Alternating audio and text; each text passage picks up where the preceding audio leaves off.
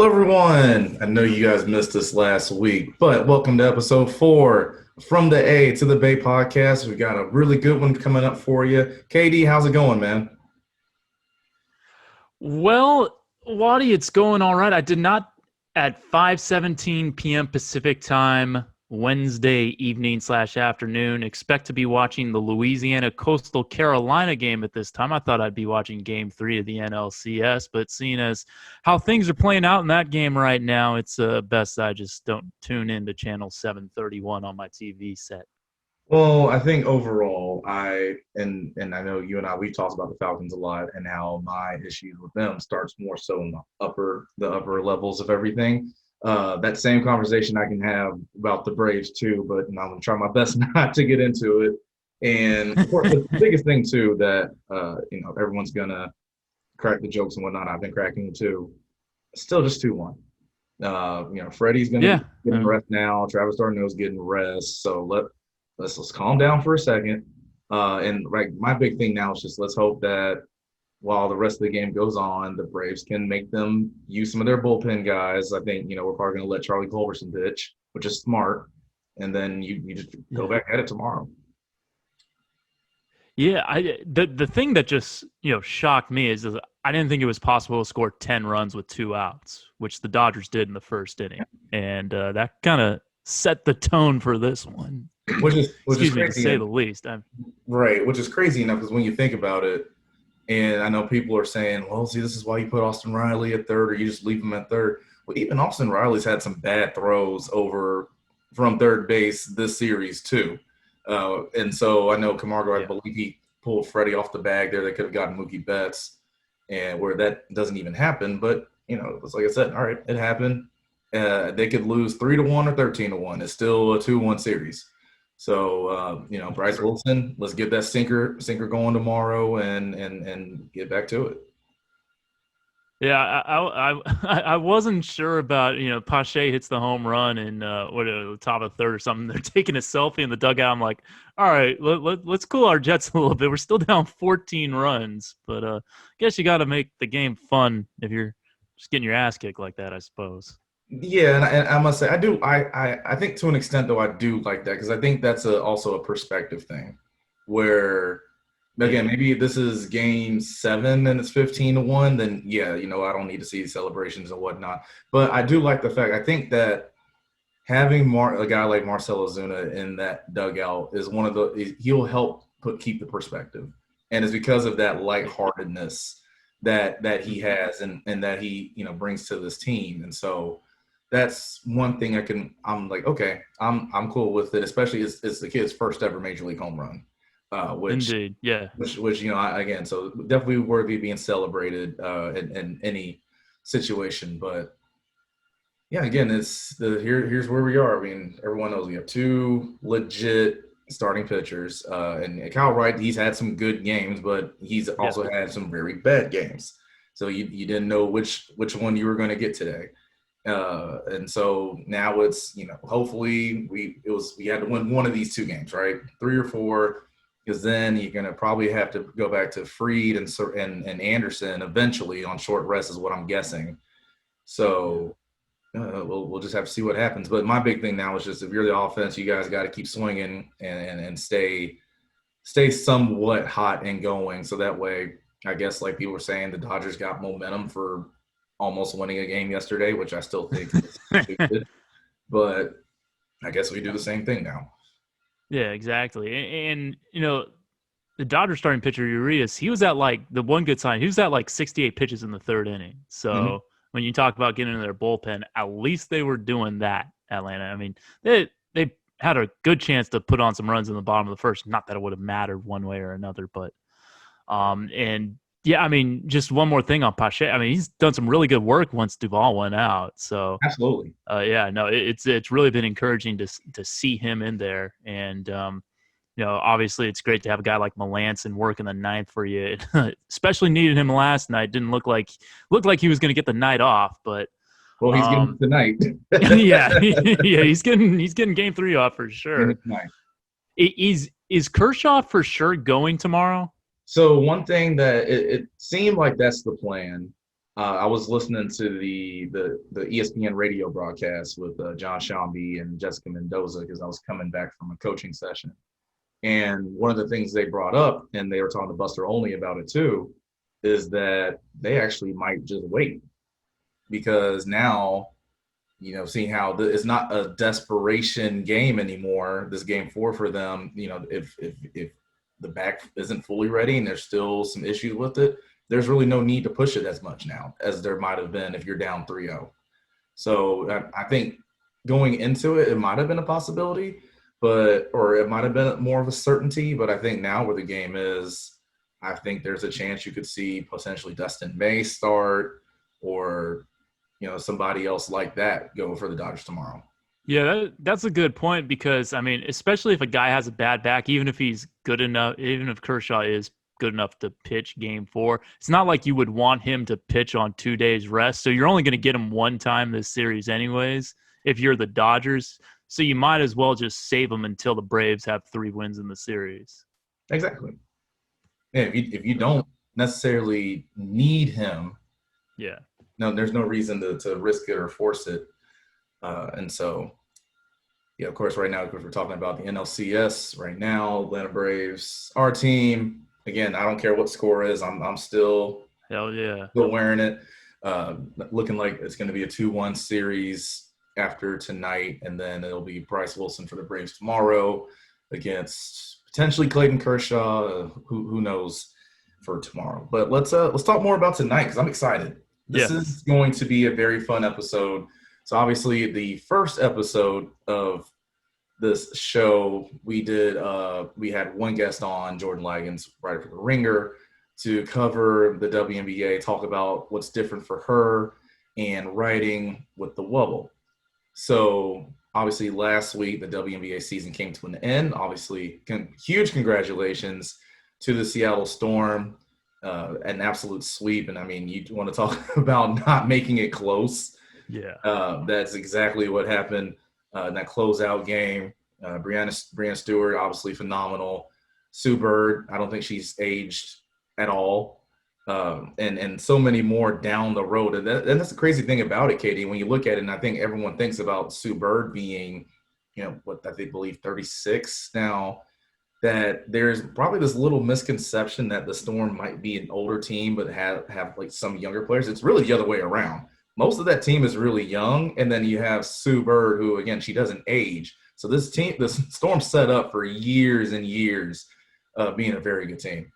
Yeah, we're recording this on October 14th. She turns 40 in 2 days. 40. So, like, I said 36. But, like, I mean, she is playing like she's in her early 30s for sure.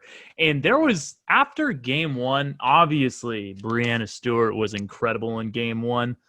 But I was wondering, because Sue Bird had 16 assists in that game. That set a WNBA finals record.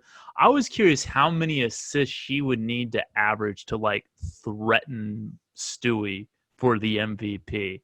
Obviously, her assists went down, but she still averaged 11 assists per game versus 2 turnovers per game. So, like, her assist to turnover ratio was 5.5 to 1. That's silly for a point guard. Pretty good. Yeah. So, I mean, it was just incredible. Obviously, Brianna Stewart was the best player on the floor. I'm not going to say that. But, like, sure, at some level, I was curious, and I would love to get, like, someone's opinion on that. Or, if you're watching, you can tweet us what that number would have been for Sue Bird. Like, could she have threatened Stewie for the finals MVP had she kept getting 16 assists each game? No, I think that's a very great question. And the only opposition that I would have to it is that, we've seen with awards so many times that storylines probably do play a huge part into it. Yeah. And again, this is, I think, month 18 from when Brianna Stewart tore her Achilles when she was overseas. And now all of a sudden your first year back and this is what you do and you just absolutely kill it. I think that's the perfect narrative and storyline for, again, like you said, even if Sue Bird did continue average maybe 15, 16 assists a game, that narrative for Stewie, as long as she was putting up 25 or 30, was going to go in her favor. Yeah, no, that's a good point because I'm looking at Stewie's numbers right now from the finals: 28.3, 6.7 rebounds, shot just under 64% from the field, and 13 of 20 from three, 65%. I mean, that's dummy good. Absolutely, It's it's insane. yeah, yeah. Those numbers are wild.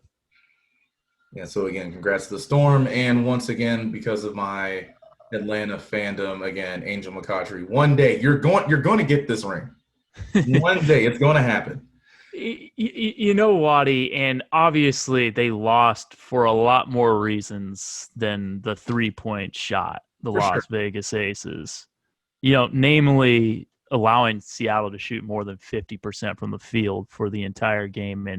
Uh, and how about this? For the series, Seattle 86 assists against 24 turnovers. So they averaged about 27 assists per game in a 40-minute game, which is wild, and 8 turnovers per game. So not only was Sue Bird 5.5 assists to one, her assist to turnover ratio, as a team they were like 3.5 to one, which is, I mean, like 2 to 1 would lead the league. I think like usually a league leader is around like 2-ish assist to turnover for assist to turnover ratio. They were well above 3, which is incredible.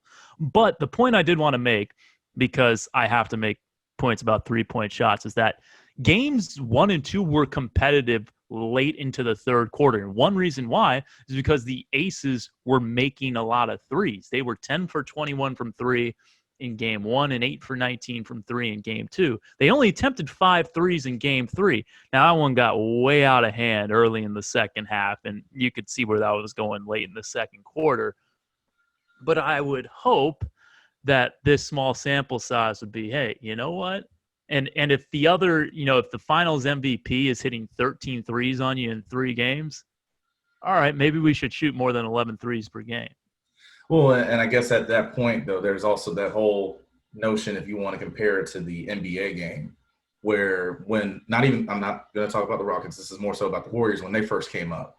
Was Yeah. Man, there's this team. They're really good. They're shooting all these threes. They're making them. We need to shoot them too. Yeah. But at the same time, if that's not what you do, and you try to beat them at their game, you're just asking for it. Yeah, exactly. And I think that was one of the things with the Aces, because I mean, you talked about it before. It was funny. We talked about before the series started about the clash of styles, and then game 1, the Aces come out shooting all these threes, and it's like, okay, well, maybe not so much. But I thought one of the big things for me, and you and I, we were talking about this in game 1 as well. I think a lot of those easy assists became because of the Storm's ability to beat the Aces down the floor. Yeah. And so obviously, you have someone wide open down the floor, and a great passer like Sue Bird is. As soon as she catches it and turns and looks down the court, there's somebody open. That's a pretty easy assist for someone, especially of her caliber of a passer.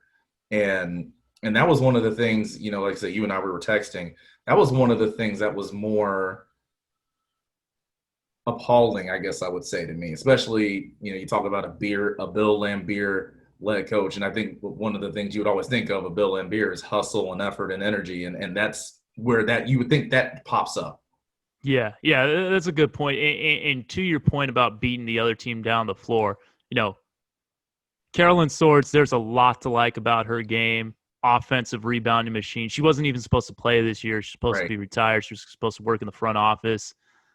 But you could tell that she was unable to keep up in transition and would consistently get beat down the floor. And for all the good she did for the Las Vegas Aces this year, and it was a lot, but that was one area that you could tell with Seattle's bigs that they were just more athletic and they could get down the floor quicker, and Seattle was killing the Aces in that area.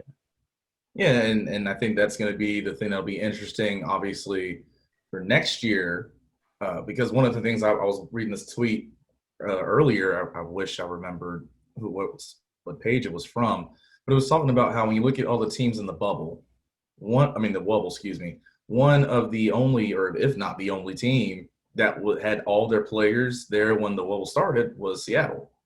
Yeah. And because you think about who the aces were missing, and all of a sudden, when you talk about either another big, you're talking about Liz Cambage, and obviously that's another 3-point threat potentially, where that can change things.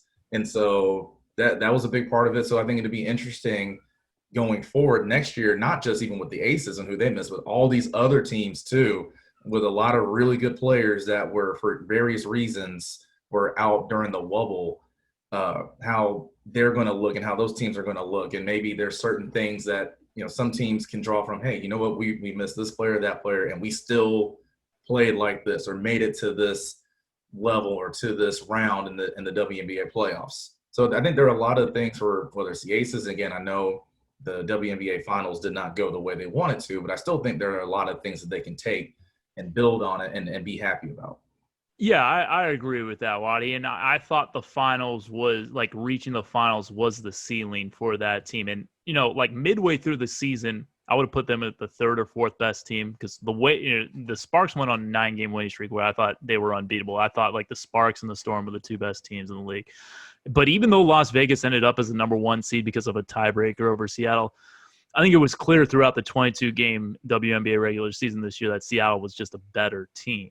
And to one more point about the Aces, and I'm sorry for harping on this, but I think Asia Wilson can become a good 3-point shooter. She's deadly out to like 19 to 20 feet. Like that mid-range face-up jumper she has is very good. I agree. And what's another 3 or 4 feet for someone of Asia's capability? I would be very interested to see if that's something that they want to focus on with her. It's something that I would want to focus on with her, but that's just me. So we will take a quick break, and then when we come back, guest number 1 of 3. That's why we have 3 guests this week on the show. First one coming from us from Australia, I believe. Alana Smith is going to join us, and we will be right back. All right, everyone. Welcome back to the From the A to the Bay podcast. Again, Jordan Watkins alongside Kevin Dana. And we are very honored to have joined us all the way from Australia, former Stanford Cardinal, current Phoenix Mercury player, Alana Smith. What's going on, Lan? Hey, thanks so much for having me. No problem. Thanks for joining us. And so, again, just to make sure, you said it's about 11:30 over there right now? Yeah, 11:30 in the morning. Ooh, goodness. All right. So let's get to it. One thing I've always been intrigued with, and I know it's been a health concern for a lot of players too, is that quick transition that you all have when it's WNBA season's over, and then it's time to get right into the international overseas leagues. So first and foremost, if you can just kind of walk us through like even what your timetable was from when the Wubble was done, and then you had to head over and get ready to start another season. Yeah, I think for a lot of us, it's pretty much straight away. Once the Wubble was done, I know of a few people who went home for a week, maybe 2 weeks, and then jetted off to their respective teams after that. So it's typically really, really quick. You don't get much of a break. It's a really fast turnaround. And most of the time, a lot of people are going straight from, I know of a couple people that went straight to their teams from the bubble as well. So it's pretty hectic. Just to follow up on that, Alana, so are you able to get, when you have that transition time, however little it may be, are you able to get away from the game at all? Or since you have another season coming up, do you still have to kind of go into like pre-training camp mode? Yeah, I think honestly it differs from player to player. When you're jumping from the end of a season straight into another season, most of the time you don't need a preseason. You've already been preparing by playing. So a lot of people like to take a week off just to let themselves rest, let themselves get a little bit of physical rest and also mental rest. I know for me personally, I need that little bit of a break. When I flew back to Australia from Florida, I'm in Sydney right now, and I've been spending the last week on the beach. I haven't touched a basketball. Haven't been near a gym. I've just taken the full week off just to spend time on the beach and really relax before I throw myself into another basketball season. Otherwise, I feel like you just burn out. You really need to give yourself a break. Otherwise, you'll definitely burn out. So the first time you had to go through this, where it's WNBA season's done, got to get straight ready for overseas ball. Was there a certain timeline in your mind in terms of I can only take maybe this amount of time away from actually doing basketball before I feel rusty and get back to it? Did you already kind of know it, or is that something you had to play with?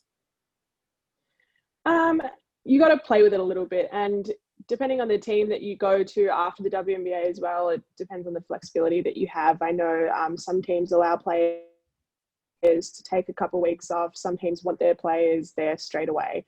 For me, last year, I had a little bit of a hiccup. I had an injury and I had to have surgery after season, but my team that I played with, I went to South Korea last year. They waited for me. They waited, I think it was a month and a half for me to get there before I could play. So, people understand that it's tough going from season to season. So they allow you to take a little bit of a break, but they also expect you to be on your game when you get there. Alana, what was your experience in South Korea like, and what were kind of the roster limits on imports? How many like American, Australian, like non-South Korean players could there be on a team? Because I know sometimes that can depend and vary from league to league. Yeah, so the South Korean League, they do a draft every year. And you enter your name in that draft in hopes that you'll get drafted. And each team is only allowed one import. So each team drafts a player. There's only 6 teams in the league, so it's pretty competitive. It's hard to get in. And yeah, once you're drafted, you're committed there for the year. It's just a 1-year thing. So each year, if you want to play in South Korea, you have to throw your name in the draft. So I was drafted, I think, second for that league last year. And I was the only international player on the team, and the only one who could speak English fluently. So I only had my translator there with me, and that was it. So first and foremost, can we notice and call out the slight flex there? I was number 2 draft. So let's go ahead and put that out there real quick. I heard it. But I guess walk me through how that transition was. Like you said, you had one other person that could speak or understand English because that was your translator. So how was that? How long did it take to adjust or just feel comfortable, maybe, I guess I could even say? Yeah, I think when you're playing in an environment like that, you're never really comfortable. I don't think I ever felt fully comfortable because most of the time my coach was just yelling at me in Korean. And when you're on court and you're in the mode of the game and your mind is on the game, you're not really hearing what your coach says anyway, and your translator can't really be yelling at you from the sidelines what he's saying as well. So it's more about the feel of the game. You have to have a really good IQ, and have to be able to communicate with your teammates in another way.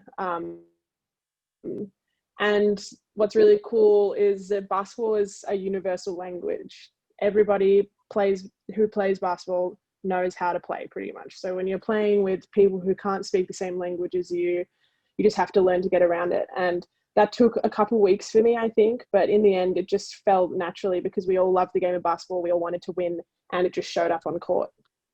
How much Korean were you able to pick up?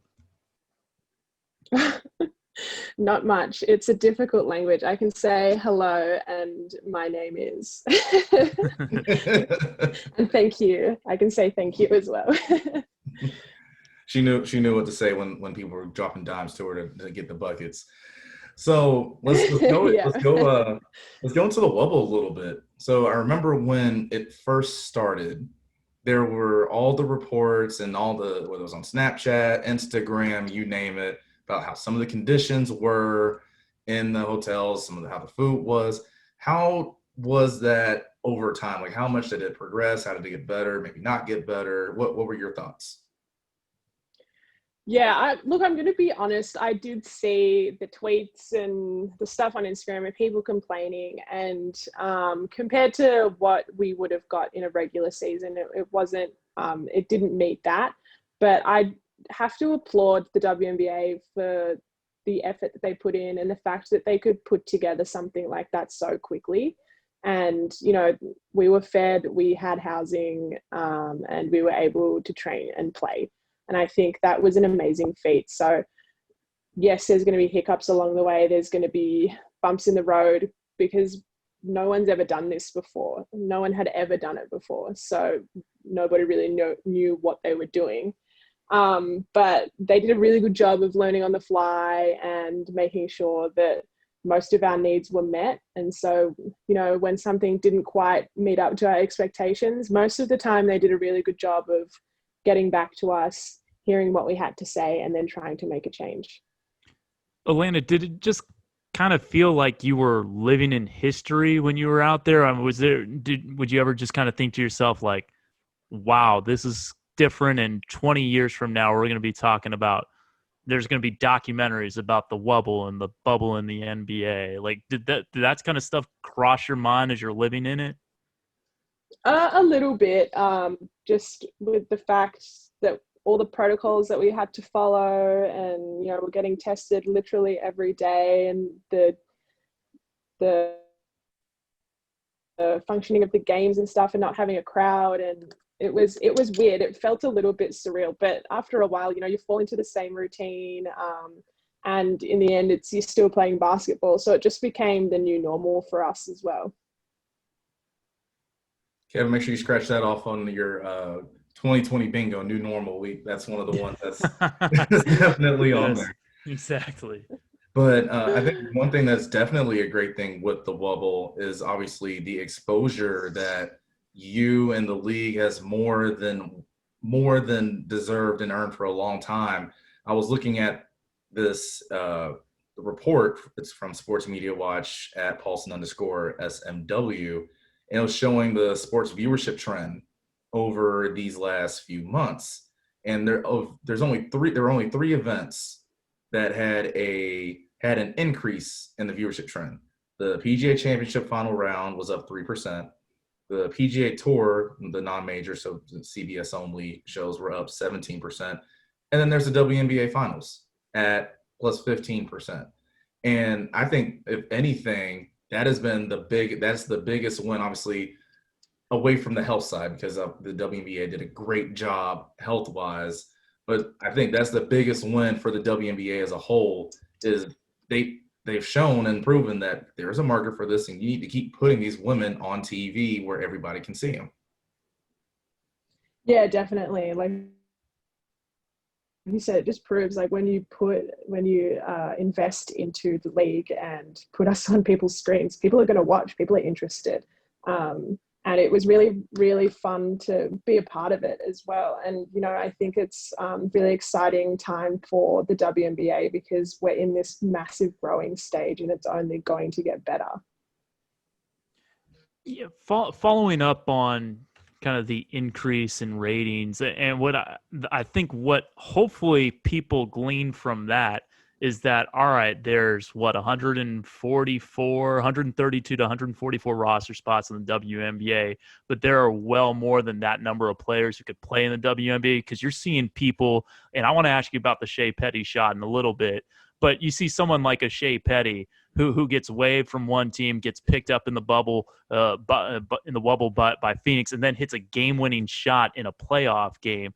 I hope that what people got out of this was that, all right, if we expand, it's not going to be, oh, we're spreading out a bunch of players and it's going to water down the talent. It's going to be, no, it's going to be giving more opportunities to players who are at a WNBA caliber, and make the league even better. That's my take. But what would you say to that? Yeah, I would definitely agree with you. I have played with so many people in the past who I know deserve to be in that league, but it is really competitive. It's really, really hard to get a spot in the league. And oftentimes it's needs based as well.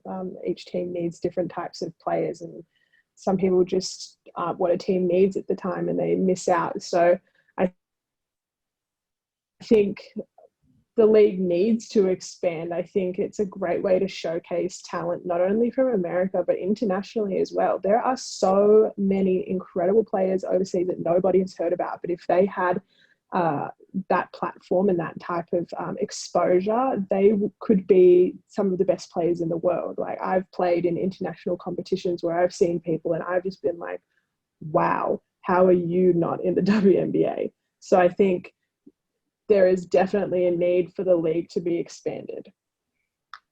Yeah, Kevin and I have definitely been vocal about we really do want to see a team here in the Bay Area. I think that especially with Chase Center and also a lot of talent that comes out of here is a very good market for that. And obviously, I think you have a lot of other teams that have folded or moved where I think those old areas would love to see a team back again. Maybe and maybe with you being in the league, have you heard chatter from other players that have said, I think this city would do really well with the team or that city? Yeah, I mean, I know the Bay Area has been talked about a lot. I think, personally, I think it would be an amazing spot for a team. But that's the only one I've really heard consistent chatter about, is that the Bay Area, just the fact that it's a massive area for sports, and like you said, a lot of talent has come out of there. So I would be surprised if they didn't have a team in the next 5 years. Elena, I want to ask you about your season in particular, individually, your play this year, because you dealt with injury as a rookie, and then your numbers really improved this year, averaging more than 6 points per game, shot the ball a lot better this year, rebounded the ball a lot better, assist numbers, pretty much all your numbers across the board went up considerably. In what areas did you feel like you took the most positive steps from year one to year two under Sandy Brondello in the WNBA? Because obviously you play for her on the international side as well. Yeah, I think for me, it was just a bit of a confidence thing. Like, transitioning from college to pro ball it's tough. And the type of team that I was on, I was immediately a role player, immediately just there to kind of come off the bench. And that was a big change for me, because I'd come from being the go-to, and then I had to change my role. So it rocked my confidence a little bit, to be honest. And so I think I just went into my second season telling myself, I just want to improve. Like, each year, I just want to do better than I did the last. And I think I kind of focused on that and forgot about that outside noise and focused on trying to help my team win in any way possible. And I got a little bit more opportunity too. I think the bubble was a really good experience for a lot of players who were role players, because everybody got a chance. We played so many games and it was impossible to play 5 people majority of the minutes. Otherwise, you would have had to deal with injuries, and we saw that a little bit. So a lot of people got opportunity, and you just see that the people on the bench, they're not just scrubs, you know. When they get an opportunity to play, they can play. And so going forward with that, because not only, like you say, you improve, you've gained your confidence. There are other standout performers as well on the team as well. I mean, of course, if you talk about WNBA, you can't not mention Diana Taurasi, second team all WNBA this year. So Skylar Diggins, Brianna Turner, first team all defense. So with that in mind, and looking at what happened in the Wubble, how excited are you for next year? Not even just team wise, but also yourself as well, taking even another step. Yeah, we kind of had a whole new look this year. We had a lot of new players come in with, you know, Skylar, Bria Hartley, Nia Coffey, Kia Vaughn. We had a bunch of new players. So, and we didn't have much time to prepare either. Our preseason was, I think, 2 weeks, and that was it. So the fact that we kind of gelled together as quick as we did and played the way that we did is really, really exciting, you know, because we've got all the time ahead of us now just to prepare. And you see the performance that Diana put on and Skylar put on and Bree Turner as well, who's super young and she's only going to get better. So I think the Phoenix Mercury is a really, really exciting team to be a part of right now. I'm really, really excited for next year because I think that we have a really good opportunity to win it all. Yeah, your team is really deep, and especially in the front court. You mentioned Breonna Turner, yourself, obviously, Brittany Griner, and Kia Vaughn. And Kia had some really big buckets in your opening round playoff win, just a really good kind of 15 and in player. I was just curious, what were you able to learn from veterans like BG, like Kia Vaughn, that helped you develop your game? Yeah, well, you just see someone like Kia, who at the start of the season maybe wasn't playing as much, but did her job really well. She went in, she got rebounds, she scored the ball when she needed to, she played defense. And then when BG left the bubble, she had to step up and fill that role, and she did that. And she kind of just showed that you have to be ready for anything. Your time will come at any point in the season, at any point in your career, and you just have to be ready for it no matter what. And she just stepped up when we needed her, and she just showed like she's a true vet. You know, she can make the big shots when it counts, and she can play defense, and she can get rebounds. So it was really cool to see that, and you know, get around her through that. And then BG, like, she's just so dominant, and she just changes the game when she's on the court. And it just, to me, she just shows that when you work hard and you use the talent that you've been given, like there's not much that you can do to stop her. And she's a game changer. So I'm so happy that she's on our team, because I would not want to play against her. That is for sure. Well, I think one of the things that's also awesome about Phoenix, and this was announced today, I think that in the future, not even just for the Mercury itself, but you look at the basketball community, and especially in the girls and women's game, there's another chance for it to grow. As it was announced, I think 2026, the women's national championship is going to be in Phoenix. And so again, you know, we're talking about just about how the Bay Area, they have a lot of talent that comes out or whatnot. Those type of events, it was kind of what leads to even other cities bringing up talent and whatnot as well. So that's a pretty exciting moment and opportunity for Phoenix. Yeah, definitely. I think it's just a great way to showcase women's basketball as well. And also Phoenix has amazing fans, some of the best fans I've ever played in front of. So the fact that they'll be there supporting women's college basketball as well, you know it's going to be a good atmosphere, because the fans in Phoenix are awesome. Yeah, and also, I mean, we get a chance to see it going to Arizona State and Arizona, kind of what Adia Barnes has built there in Tucson, and then obviously what Charlie Turner-Thorne has done in Tempe. And to your point, Waddy, about bringing new fans into the fold, I remember one of my first women's basketball memories is when San Jose hosted the 1999 women's Final Four, 98 or 99, I forget which year it was, but I remember there was like at the convention center, they had this big whole like hoop fest kind of thing, and I was like super excited to go, and that really kind of was one of my first memories of women's college basketball when I was like 12 or 13 years old. So like those events are huge. Bringing it back into the Wubble and your team, I was curious with Breonna Turner and the job she's done this year. You guys are the same year. Your final college game, unfortunately, was against Notre Dame. Do you guys ever relive that game, you and Breonna? I don't think so. I don't like to. She's brought it up a couple times. She's brought it up a couple times, and it's still a sore spot for me. So we don't talk about it too often. Oh, man. Who between you two has the better Marta Sneezek stories? Probably me. I had more years with Marta than she did. Oh yeah, Marta is the best. Another question I was curious about. Sandy's husband is an assistant with the Sky, is it right?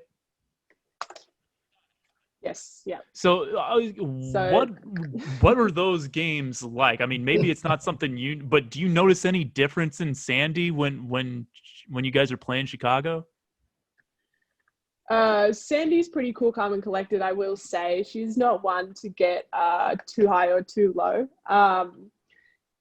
And I haven't really noticed much of a change during the games when we play Chicago. But if we win, you can tell there's a little bit of like a haha. And I know the players, definitely get around it as well. So we see Olaf. When we saw Olaf after the game, when we beat Chicago, we're like, better luck next time, Olaf. You're going to have to try and get some info out of Sandy for the next one. So we joke around it more than Sandy does, that's for sure. Awesome. Well, Atlanta, you have been awesome. Thanks to you so much again for joining us from the other side of the globe. It's been awesome. And again, best of luck here the overseas season. And again, stay healthy. Thank you so much again. Thank you. So fun chatting with you guys. All right. Thanks, Atlanta. All right, we're going to take a quick break here, and then we will have another guest coming up. So we go from on the court to behind the scenes. We're going to talk to the social media digital side of things with Marina Drab, who covers the LA Sparks. We'll be right back. All right, everyone. Welcome back to the From the A to the Bay podcast. Again, Jordan Watkins alongside Kevin Dana. And now we're going to the digital content creator for the Los Angeles Sparks. If you couldn't tell by her background, Marina Drab is with us. Marina, how are you doing? Hello, I'm good, thank you. How are you guys? Doing well, doing well. So first and foremost, thanks again for taking the time to talk with us about, I think this was your first season with the Sparks, if I'm correct. So first and foremost, congratulations. Thank you. Thank awesome. you. And yeah, so I guess going into it, obviously to start off, your season number one is in a completely different environment. And so I can't really ask you to compare completely what would a normal year look like to now, but I guess maybe from what your expectations were to be for what the job would be, what was different or what you have to adjust to? Yeah, for sure. So right off the bat, I never went into the Wubble, as we in the W call it, the women's bubble. But I never stepped foot, and I was covering the team, from my home in Sacramento. So I've never made it down to Los Angeles. The front office has not opened and has no current open date. So there was a lot of uncertainty. When I got hired on draft day, actually. So it was kind of like from the very beginning of their season to when our season concluded. But we weren't even sure if we were going to play. There were still a lot of things up in the air, and not a whole lot had been decided until probably the middle of June. So having no experience prior or what to expect going forward, everything I've done is brand new to me. Even now in the off season, we don't know exactly what's going to come next. So just kind of decompressing from what was a wild couple of months. Yeah, for sure. I mean, you get hired on draft day. So I'm not sure if that means that was the day you started working, or that's when you signed the papers and then you started working a little bit later, but it's like, boom, you're right in it. What was that transition like to working for a WNBA team, and right off the bat, it's like, all right, hey, here's this big event happening right now? Yeah, it was pretty crazy because my first day was, so I found out I got the job on draft day. Okay. So I started a couple days after that, and we had just drafted a couple ladies, and we were kind of just getting ready to do like training camp and, finalize the roster for if there was going to be a season, because back in late April, the draft was the 17th of April. So there still was a lot of, looking back, we were only 1 month out of when the NBA shut down and when kind of, the world shut down, but we had no idea it was going to stretch this far out. And there were certain pieces of information that were not necessarily shelled out on our end. So diving in, it was just getting to know our players and getting to know who they had acquired in the off season. And then soon after, players started to opt out if they wanted to, once they found out that we were going to be at a single site for the entire season. And then from there, we, picked up new players. So just getting to know the team dynamic was really like the beginning of the job, and probably one of the more challenging parts, just assembling a team in the craziness that was earlier this year. So on your end with that, and like you said, so much of the team was just changing on the fly consistently. What were the difficulties, I guess, even more specifically for you in terms of, knowing who you're making content for or about, changing certain things on the fly, not changing things? Like how difficult was that for you? It was definitely challenging. I mean, I came into this role not knowing what to expect in that I didn't know what content I was going to be creating, because I didn't really know what events were going to transpire. So they were doing a lot of like off-season content, things from the year before, kind of highlighting the different paths of the ladies that we did acquire and how they ended up coming, onto the Sparks, but not really knowing. I did a lot of homework. I had to school myself really quick on a lot of things, and they mailed me a computer and, kind of set me up and walked me through what the expectation was. I still to this day have never met my team. We've all worked from different parts of the country, and it's pretty wild, but I'd like to think we make really good cohesive content that you wouldn't be able to tell that none of us have ever sat in a room together. But I guess, again, that's like the nature of 2020, just totally apart but together at the same time. Well, shout out to the PR team of the Sparks, because I did the Mercury Sparks game. That was my first W broadcast. That's right. I remember that. And Eli Horowitz Yes. is a boss. He was incredible to work with.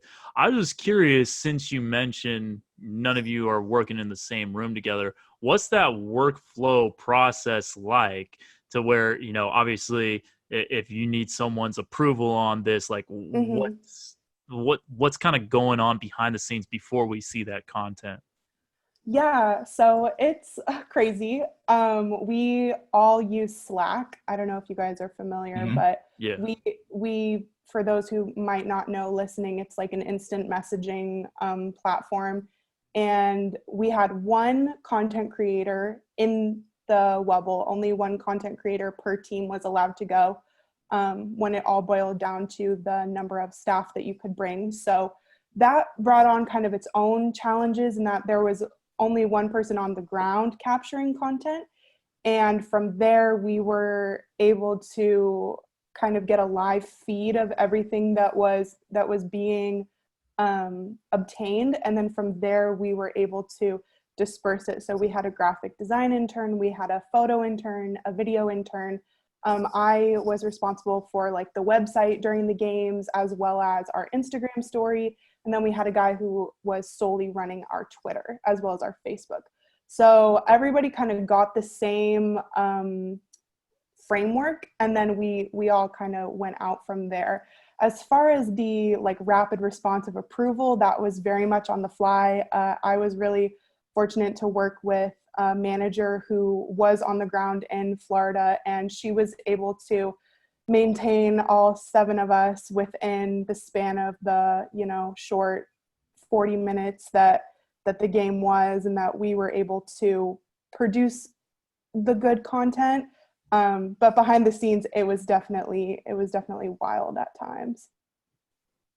So speaking of, again, that quick turnaround, and this has been in one season, because of the pandemic, obviously a big focus everywhere has been about Black Lives Matter and other social, racial injustices going on in the country. And the WNBA did a phenomenal job of, not only just Breonna Taylor, but like, I know she was the main focal point, but saying a lot of names of women who have been victim of police brutality and a lot of other things along those lines. And it's a touchy, sensitive subject. All of a sudden, like I said, boom, here you are. Welcome to being the digital content creator. Was that nerve-wracking to have to be in charge of putting things out there? Like, walk me through how that process was. Yeah, definitely. So I had been with the team for a little less than 5 weeks when the police murder of George Floyd occurred. And I would say that was when our um, our focus, not our meaning, our entire front office and our players really switched from planning the season and having this content to we have a platform and we have the opportunity to provide a very important message to a lot of different people who it might not have reached prior to that. And I think you see that across all sports landscapes this season, more so than ever.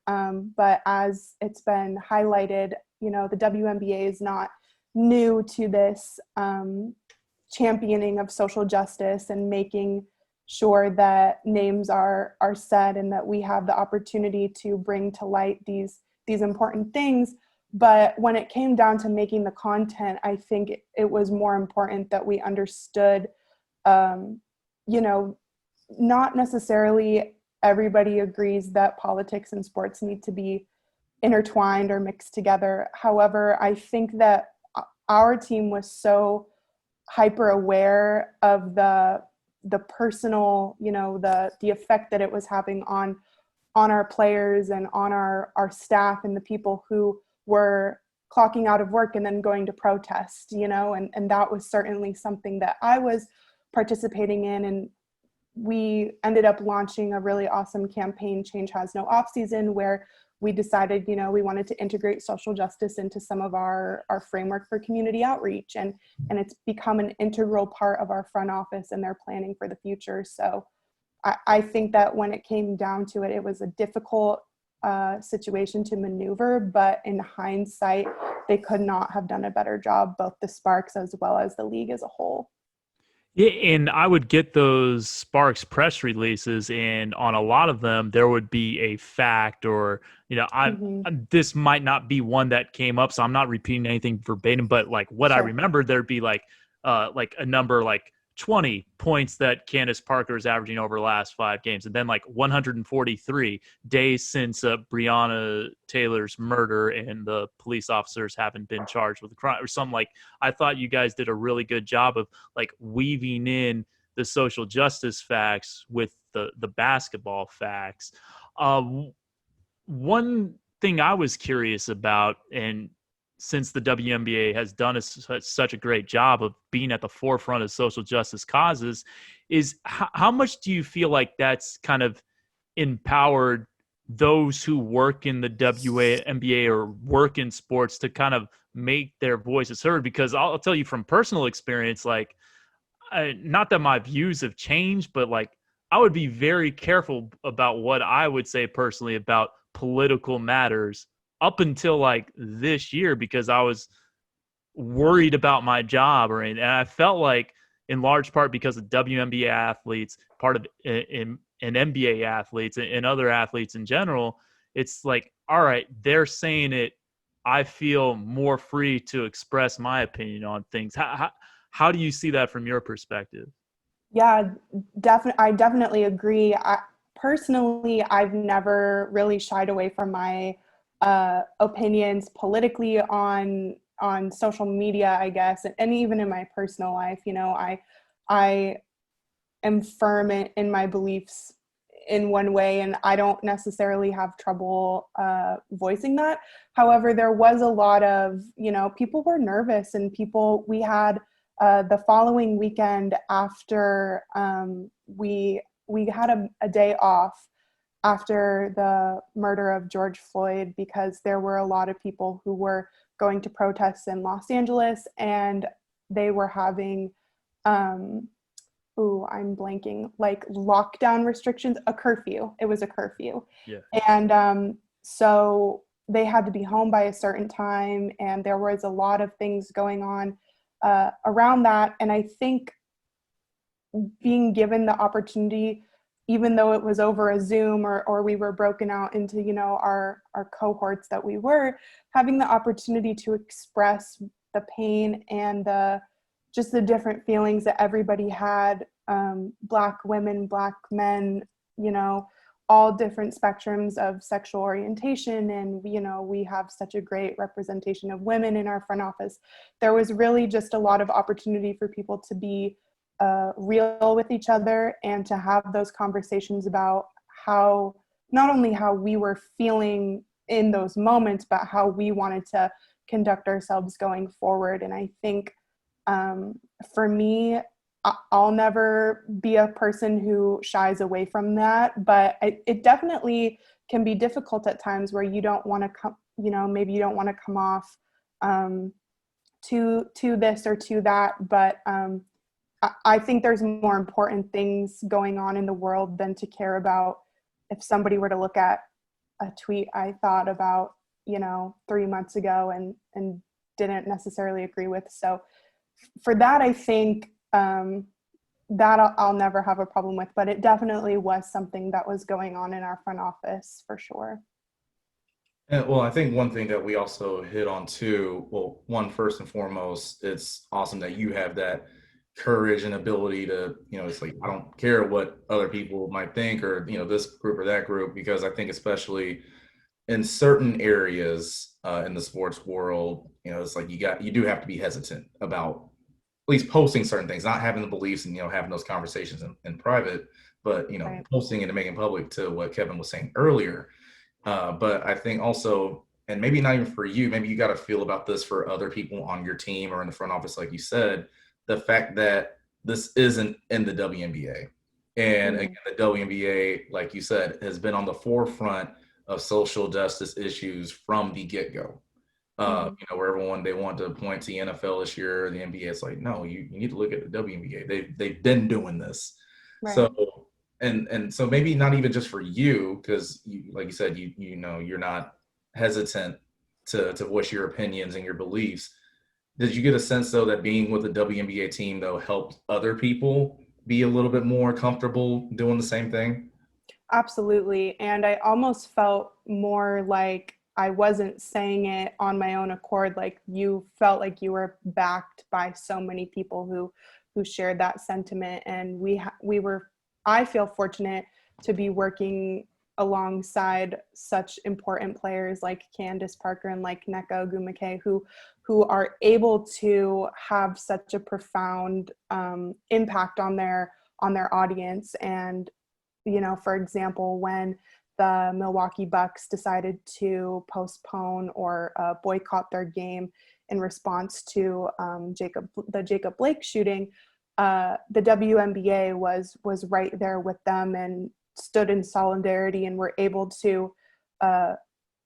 able to kind of weather the storm of what was not everybody agreeing with it on social media or wherever it may be. I personally felt, and I know other people shared the sentiment, that we were backed by a league that does care so much and did devote an entire season to social justice reform and to making these things to be at the forefront, or there was not even going to be a season to be played.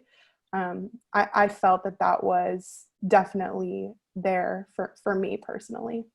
I mean, you mentioned her name, and obviously you've been working remotely, so you haven't been in the same room as her. But what's it like to have Nneka Ogwumike on that team for these regards? I mean, she was had a huge say in constructing the Wubble in the first place. You know, fighting for higher salaries for WNBA players, was huge on the social justice front. I mean, what's it like to have her as part of the Sparks organization? Yeah, she is an amazing woman, and she is just so I'm always just kind of in awe whenever she's doing something, just because she carries herself with such a grace and has such a way about her that is very kind. And I think that she's able to be in these rooms and have these hard conversations and carry a lot of weight on her shoulders that represents a much larger piece of what is the WNBA. And she's able to sit down, you know, with Holly Rowe and talk about what their demands were for having a boycott, and to be heard by Wisconsin Attorney General, and having these just incredible, just the guts to even do so. And her name is in rooms she doesn't even realize. And she's a great person to work with and also a hell of an athlete. So even with all of that aside, she's awesome and great to have. How much fun has that been for you, where you talk about Neck and how much of a leader she is and how much power she has, but then also you have Janae, who is on ESPN now, has her radio show with Janae and Golick, and then there's also Candace, who's on Inside the NBA with TNT. How fun has that been for you to cover them, put content out for them, and like all those different areas outside of just the game? Yeah, it's been awesome. I think that we have a team that is very well-rounded, and that basketball is not their only job. Everybody kind of seems to have a different branch that they're interested in, and whether that be, Chanae, who did opt out but had the opportunity to be the first Black woman to host a radio show on ESPN. And then, you have Christy Tolliver, who was on WNBA Halftime with China and providing all of her, analysis on games. So being able to see, and then you have Candace, who's working a whole other job with TNT, as well as, raising her daughter in the Wubble and doing school, and just wearing 100 different hats, that it's just so amazing to see. And these women are so incredible. And I think that it's awesome that this season there was more of an uplifting of these women. I think that their stories were told a lot more so this year than I've ever seen in the past. But getting to cover them specifically day in and day out was really special for me. Yeah, I really like the Holly Rowe feature when she went with Candace, kind of day of I forget if it was a game that day, and then she went and hosted on TNT, but she got back to her room at 12:40 a.m. or something like that. I thought that was really cool. I was curious, obviously, during the course of the game, players aren't given input on what you're putting out because they're playing a game and stuff. But I was kind of wondering about what the workflow was like for non-game specific content. Are the athletes getting their input in on certain stuff? Are you slacking with them at all as far as what needs, what they want on a certain post or stuff like that? How does that workflow work? It definitely depends. I mean, not necessarily whatever lifestyle content, I guess you want to call it, or those more candid moments aren't necessarily something that are scripted by the player or asked by the player. But definitely they have input at times, and they love getting their content. And it's been really great because we've had such a fun group, aside from being such amazing leaders and having these second jobs. We've also had a really fun group who love to, laugh and dance, and they're always doing TikToks and just, being teammates and being enjoying that fun part when things aren't so heavy. So I think that has really encouraged our players, whenever there is a camera around. However, we had the opportunity, with Simone Augustus, she walked us through all her shoes that she brought to the Wubble. Taya Cooper was a huge sneakerhead, so we were able to get her on Made for the W, and she got to kind of have a sneakerhead conversation over there. So just kind of getting to know our players and understanding what they like off the court also contributes to the kind of content we're making around them when they're not. So here's one thing I've always wondered too when it comes to digital content, because I think especially with the WNBA, you have such a diverse fan base. Mm-hmm. Where it's young, it's old, Black, white, you name it.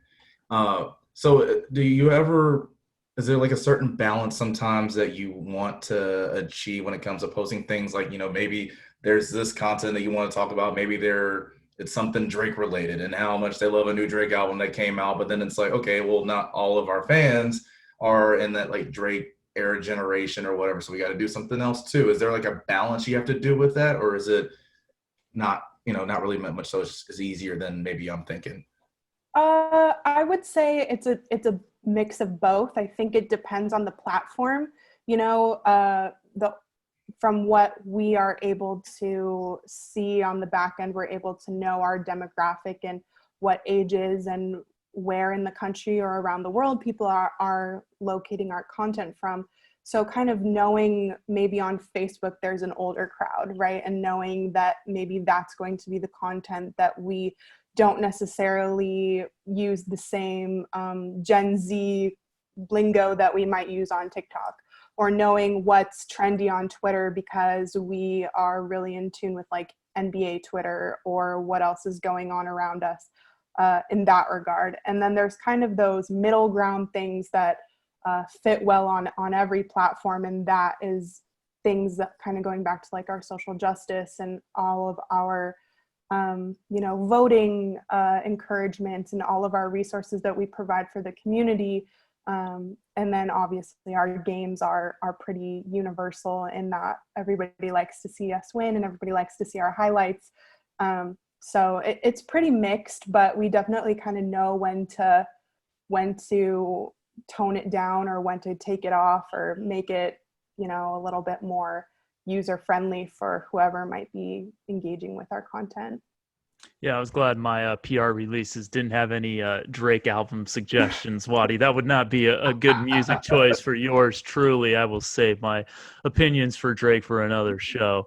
But not to turn the conversation another way, but you see the Santa Cruz Warriors posters behind me. I'd be remiss if we didn't mention that Marina Drab got her start in professional sports with the Reno Bighorns, or if not her start, one of her first stops with the Reno Bighorns in the 2017-18 season, the last year of the Reno Bighorns. R.I.P. Harris Buffet. That was my spot. But who was your favorite Bighorn? What was it like working for Reno? Oh man, I would say my favorite Bighorn, maybe of all time. I'll do that because it might be a lesser known fact. Garrett Temple was actually on the Reno Bighorns. My first ever G League broadcast was against the Reno Bighorns, and Garrett Temple was starting. Oh yeah. Okay, there you go. Yeah, but long before I was in their front office, I was a fan of Garrett and seeing him there, and he was in Sacramento for a couple years. I'm a really big Kings fan, and the people loved him in Sacramento, and so getting to kind of see him on both sides and then find success in the league was really awesome.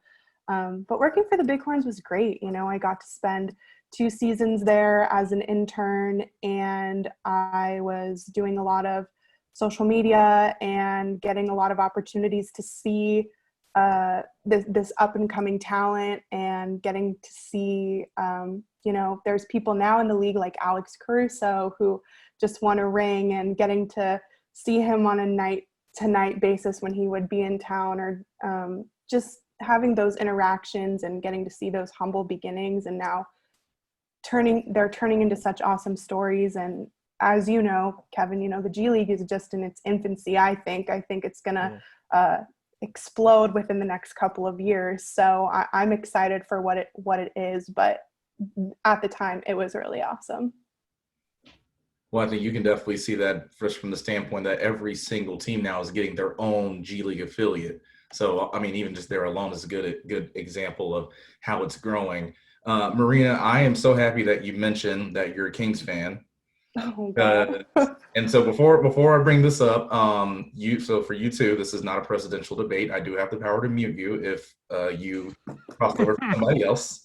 But so there was a tweet from the Kings Twitter page a few days ago, and I'm horrified. I know where this is going. Yes, here we go. So the tweet was, name a player in the Kings history that you think would succeed in today's basketball. Yes. And so, Marina, your answer was Jimmer Fredette. Yes. So I'm going to give you time to say why you think that's the case. And then Kevin had a completely different thought. And so let's let him go after that as to why that's the case. Okay, I'm just going to start by saying I don't appreciate the laughter because it sounds like a joke, and it's not a joke. I think that, Jimmer was averaging like 70 points in China. he was having a great time, not this past season, but the season prior. He was doing a lot over there, and he's a fan favorite. He's got his own shoe, and when he made his debut, his re-entry to the league, he was signed, I think it was on a 10-day to Phoenix at the end of 2019, but he made his debut against the Kings when he did that, and it was very poetic, and we loved him in Sacramento. I loved him in Sacramento. Maybe I'm basing this whole thing off of what I remember when I was 13, but also he hooped in college, and he was a great player. So no Jimmer slander will be tolerated. I don't know what you're about to say, but for the record, I was laughing at Kevin's response, not the fact that you said Jimmer. Okay. Here's my thing with Jimmer Fredette. He is a fantastic professional basketball player, a very high-level professional basketball player. That does not make him a good NBA player. And my issue with Jimmer, and I don't know him personally. He seems like a nice enough guy. I was around him during Summer League in 2019 when he was with Golden State for a couple of games, is that he didn't necessarily try to ever change what his game was. He was known as this volume scorer in college who could get away with pounding the rock 25 times on a possession because he was the best player on the floor. And you're going to be that against guys who are of Mountain West caliber. But in the NBA, wow, when you're 6'2", 185, and maybe not the fastest player out there, it's tough to justify having someone, be as ball dominant as him for a guy who shot 39% his rookie season and 41% for his career.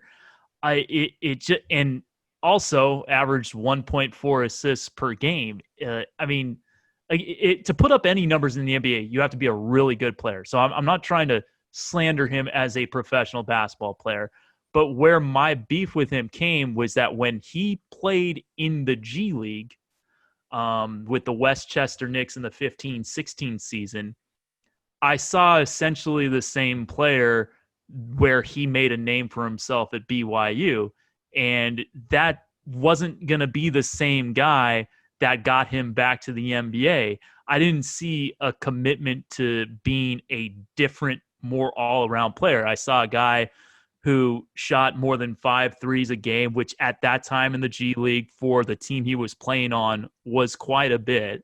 Right. In today's G League, that's nothing, whatever. They would let me shoot 5 threes a game. It's just that's what teams do now. But, a guy who, again, he put up good numbers in the G League. He put up great numbers in China, but that isn't going to work for a guy of his stature in the NBA. His rookie year, the Mr. Irrelevant of the draft, completely outshone him on his own team, Isaiah Thomas.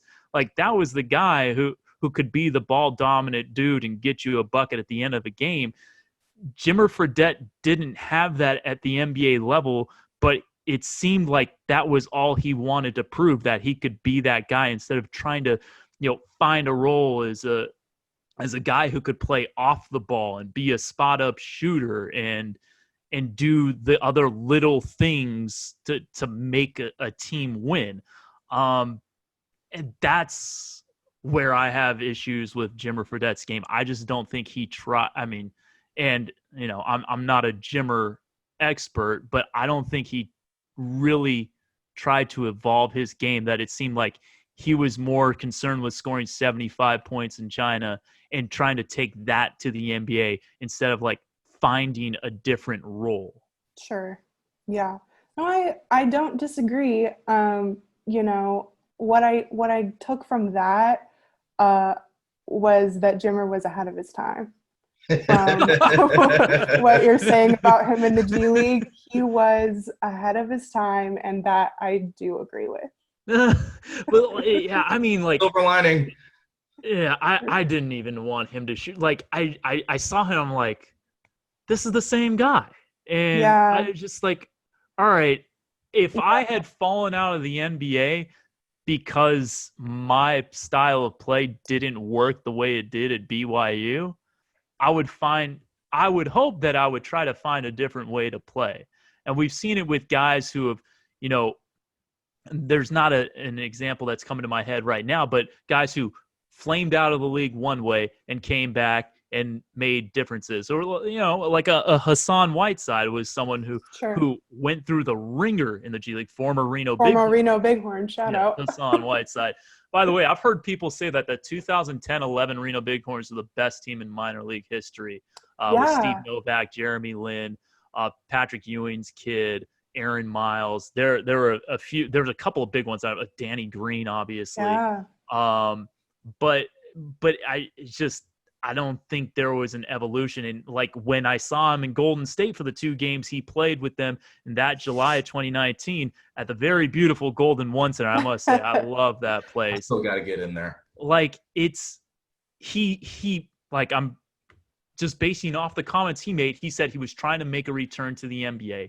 He played 2 games in Summer League where I saw the same guy trying to jack up a lot of shots, many of them contested, and then decided that he was going to go to Greece. And all right, I'm sure he got, I'm not going to say, hey, you shouldn't take that money in Greece. I'm sure it was good money. And someone as good as Jimmer Fredette, it's a team that's going to be actually paying him that money because they can't get away with, skimping out on just some normal American professional basketball player who doesn't have NBA experience. But, the cynic in me wondered, all right, did he just see that, all right, maybe I can't play in the NBA anymore and I got to take this money? It made me wonder for someone who, professed to want to come back to the NBA to leave a summer league team after 2 games was a little specious as far as I was concerned. Yeah. Yeah, no, all valid points. I mean, yeah, you're right. I agree. But, I think I'm always going to remember him as somebody who apologized for getting a foul. And I resonated with that when I was a youth. So, and let me just reiterate, I'm not taking away from Jimmer Fredette, the professional basketball player. I think he is an elite player, probably one of the best 1,200 players on planet Earth, which is top 0.0001% in the world. Like the guy is very special. Just saying, agreed. Not an NBA rotation player right now. Agreed, for sure. Not now, not for a while. For sure. So just for the record, I don't think I ever apologized for a foul call in my life. So that might give him negative points for me to say, no, you fouled somebody, let him feel it. Yeah. Right. That's how I was though as a basketball player. I apologized for fouls too. I was a soft big, so I get it. I think I just resonated with that. Understandable. And I think though, the original tweet though, I think my top 2, obviously one, Chris Webber. Being able to be a big that can pass, dribble, shoot, whatever. And then, of course, since we're talking about threes, Peja Stojakovic. Those are top 2. Yeah. People called me Peja on the playgrounds in high school. Oh, really? Oh, what happened? Oh, because Waddy, I don't know if you know, but my jumper I was just gonna is say. incredible. Yeah, my jumper lights out. Splash. Yeah, splash. It is wet, that's for sure. Well, mine is nice, but I think I'd rather just be on the post and do baby hooks and big fella. I would have to agree. What all right. So Marina, you said you were a soft big, quoting you. Like, what were you, like kind of a step out and shoot it kind of player, or? No, I think I was more so like I'll stand in the paint until somebody passes it to me and then I'll get a layup. Okay. I was a lot better on defense, I think. Like I'm just taller than I'm tall for a woman, so I think that being tall in my youth, I was like ahead of people at times.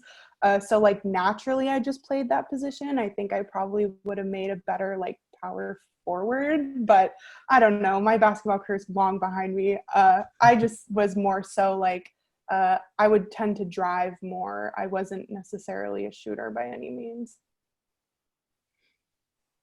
No, and I mean, like I said, I definitely was the same way. I think I had one career 3-point attempt in high school. And that was in a blowout, and I missed. Oh. Was it Anyway, a Dwight Howard Game 6-esque against the Heat in the finals? You just kind of throwing up like, hey, might as well shoot it. it was one of those things where it's like, well, I'm open. I mean, I don't blame them for leaving me open. I might as well shoot it. Did it feel good? Just walking back. Yeah, that's like, well, geez, this is what you guys think about me shooting? Okay, fine, I'm gonna shoot it. Right. Did you think it was going in? It was straight on, and then like it was like, you know how you talk about shooter's touch and it just bounces on the rim. It bounced on the rim. I was like, okay, this has a chance, and it just fell out. Happens to the best of us. That's what I had to tell myself. But Marina, no, thank you so much again for coming on. This has been an awesome conversation, and here's to hoping that year 2 for you is a little bit more normal. You know, back around everyone again. Because it's just funny again to think about how you said you still haven't really met everyone. Everyone's still all over the country. Yeah. So here's to next year being a little bit more normal from that standpoint for you. But again, thanks so much. Yeah, thank you so much for having me and spreading the good name of the W. Anytime. Yeah, thanks, Marina. Good stuff. Yeah, thank you. All right, everyone. Welcome back to episode 4 from the A to the Bay podcast. I'm sure you're wondering what happened to my sleeves. I was just wearing a hoodie. Well, that's because we have a pretty cool situation here going on for this episode. We're actually now on our second day recording because we have a guest all the way in Hungary right now. Shout out Stanford legend, WNBA player, and now playing over in Hungary, Erica McCall, a.k.a. Bird. What's going on? How are you doing? Nothing much. Thanks for the invite, Wadi. Or I don't know if you go by Jordan on this podcast, so let me get right for you. Oh no, anything works. And again, like I said, thanks again for finding a way to make this work. And so yeah, I guess we'll just start you off with the same question that we asked Alana a little earlier. Talk about your timeline from when the Wubble ended to the time it took you to get to Hungary. Like, how much time did you have off? Did you do anything basketball wise, or just kind of take time off? How did that look? Yeah. So overall, I got 2 weeks off. The 2 weeks were not planned. Initially, I thought I was going to get maybe my goal was to get 5 days, and that's a lot for me because generally I'll get 2 days in between the WNBA season and me going overseas. So 5 days would have been a lot for me. So for me to get 2 weeks is like a year. So so I went home, or I went to Indiana for 2 days because, I played with Indiana Fever for 3 years. So I have a lot of friends out there. So I went to go visit them. And then I was back at home, took a week off from ball. Was still doing some cardio stuff, but really just let my body rest because my knees were kind of begging me to do that. I took a week off from ball and just hung out with friends and family. Then after that week, I played a pickup game with a lot of players who played in high school. I played in high school with and stuff. About passed out because I haven't played in so long. It was only been a week, but your body's just so accustomed to playing.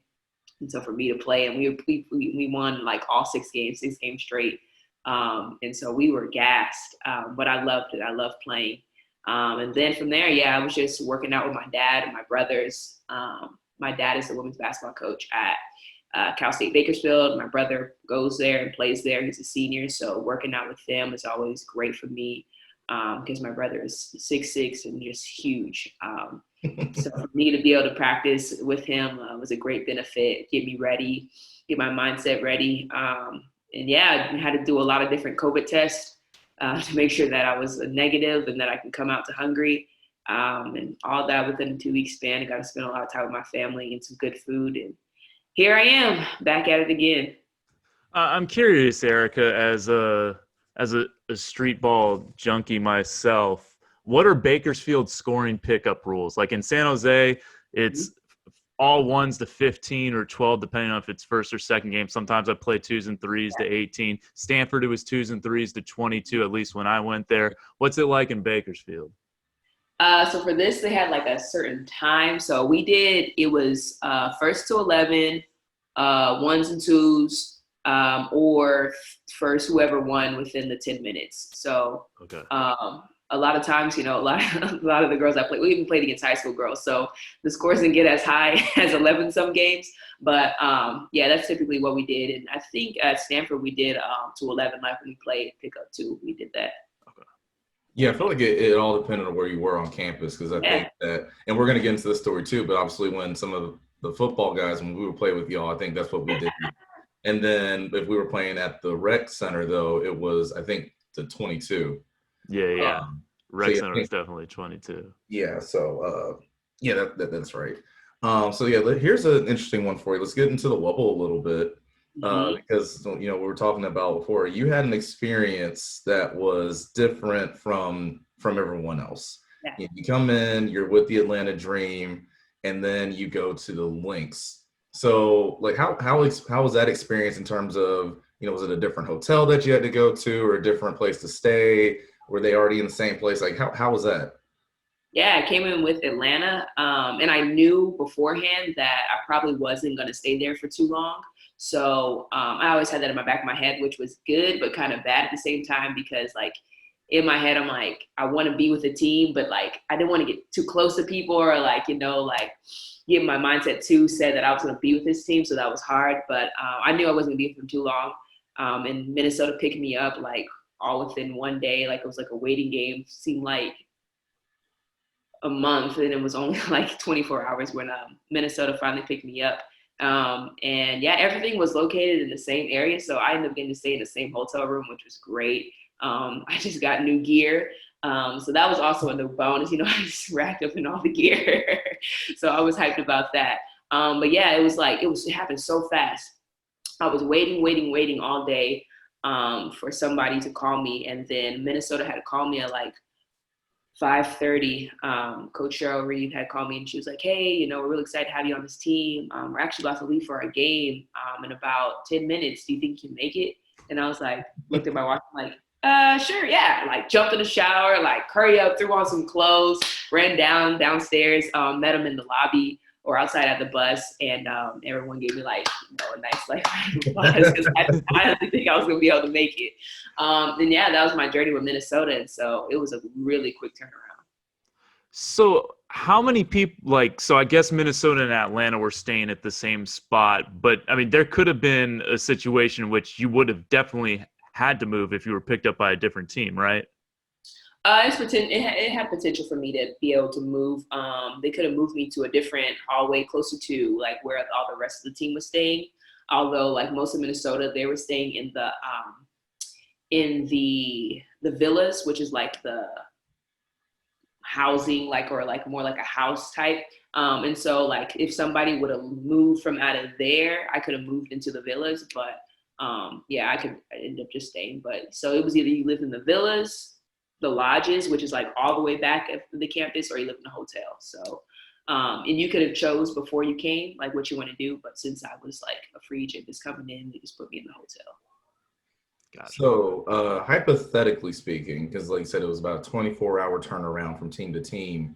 Let's just say if that went even longer, was there ever like a thought or a possibility? It's like, would you have to leave and then maybe come back if someone brought you in again? Like, was there that possibility of that happening? Yeah, we knew there would be a possibility, but the league ended up just let people stay for a certain amount of time. I don't know how a lot of time they gave. So yeah, I just would have just stayed in my hotel and would have kept working out until somebody picked up. And there was actually a few people who were like that, who stuck around, and someone picked them up eventually, like within like 4 or 5 days. And there was also some people who stuck around 4 or 5 days and no one picked them up, so they just decided to go home. It's kind of taking a look overall at the season. I mean, another really good season for the Lynx. You guys get to the semifinals this year. There's a lot of talented players in that front court, including yourself, Sylvia Fowles, of course, Damiris Dantas, one of my favorite stretch bigs to watch in the WNBA just for her three-point range. What was your experience playing with the Lynx this year? Oh, incredible experience. I mean, it's just a completely different look and different atmosphere from where I came from being in Indiana. Even being in Atlanta for those 2 weeks, it's just completely different. Their attention to detail is incredible. It reminds me a lot of playing at Stanford. That's why I think I adapted so well to it. They're just one like great big team. They play like a team, they hang out like a team, and a lot of different organizations can't say the same. And so that's why I enjoyed it so much. And of course, they have an incredible leader like Sylvia Fowles on their team, and Nafisa Collar, who's only in her second year, and she was one of our team captains with Sylvia Fowles. So it just speaks to the type of people they have in that organization. Playing with the Rookie of the Year, with Chris Dangerfield, playing with the Coach of the Year with Coach Cheryl Reed. It's an incredible experience, and they're a great organization with great coaches. They taught me so much just being there in that certain amount of time. And so for me to be there was a huge blessing, and for me to make the playoffs, because I didn't make the playoffs in my first 3 years of my career, and to make it with that team in my fourth year was something truly special. So there's a funny story with that too, because obviously there's your sister DeWanna Bonner, and obviously I was following along on Twitter. There's that back and forth where you're talking about how your dad was hoping that he wouldn't have to pick a side if you played in the playoffs.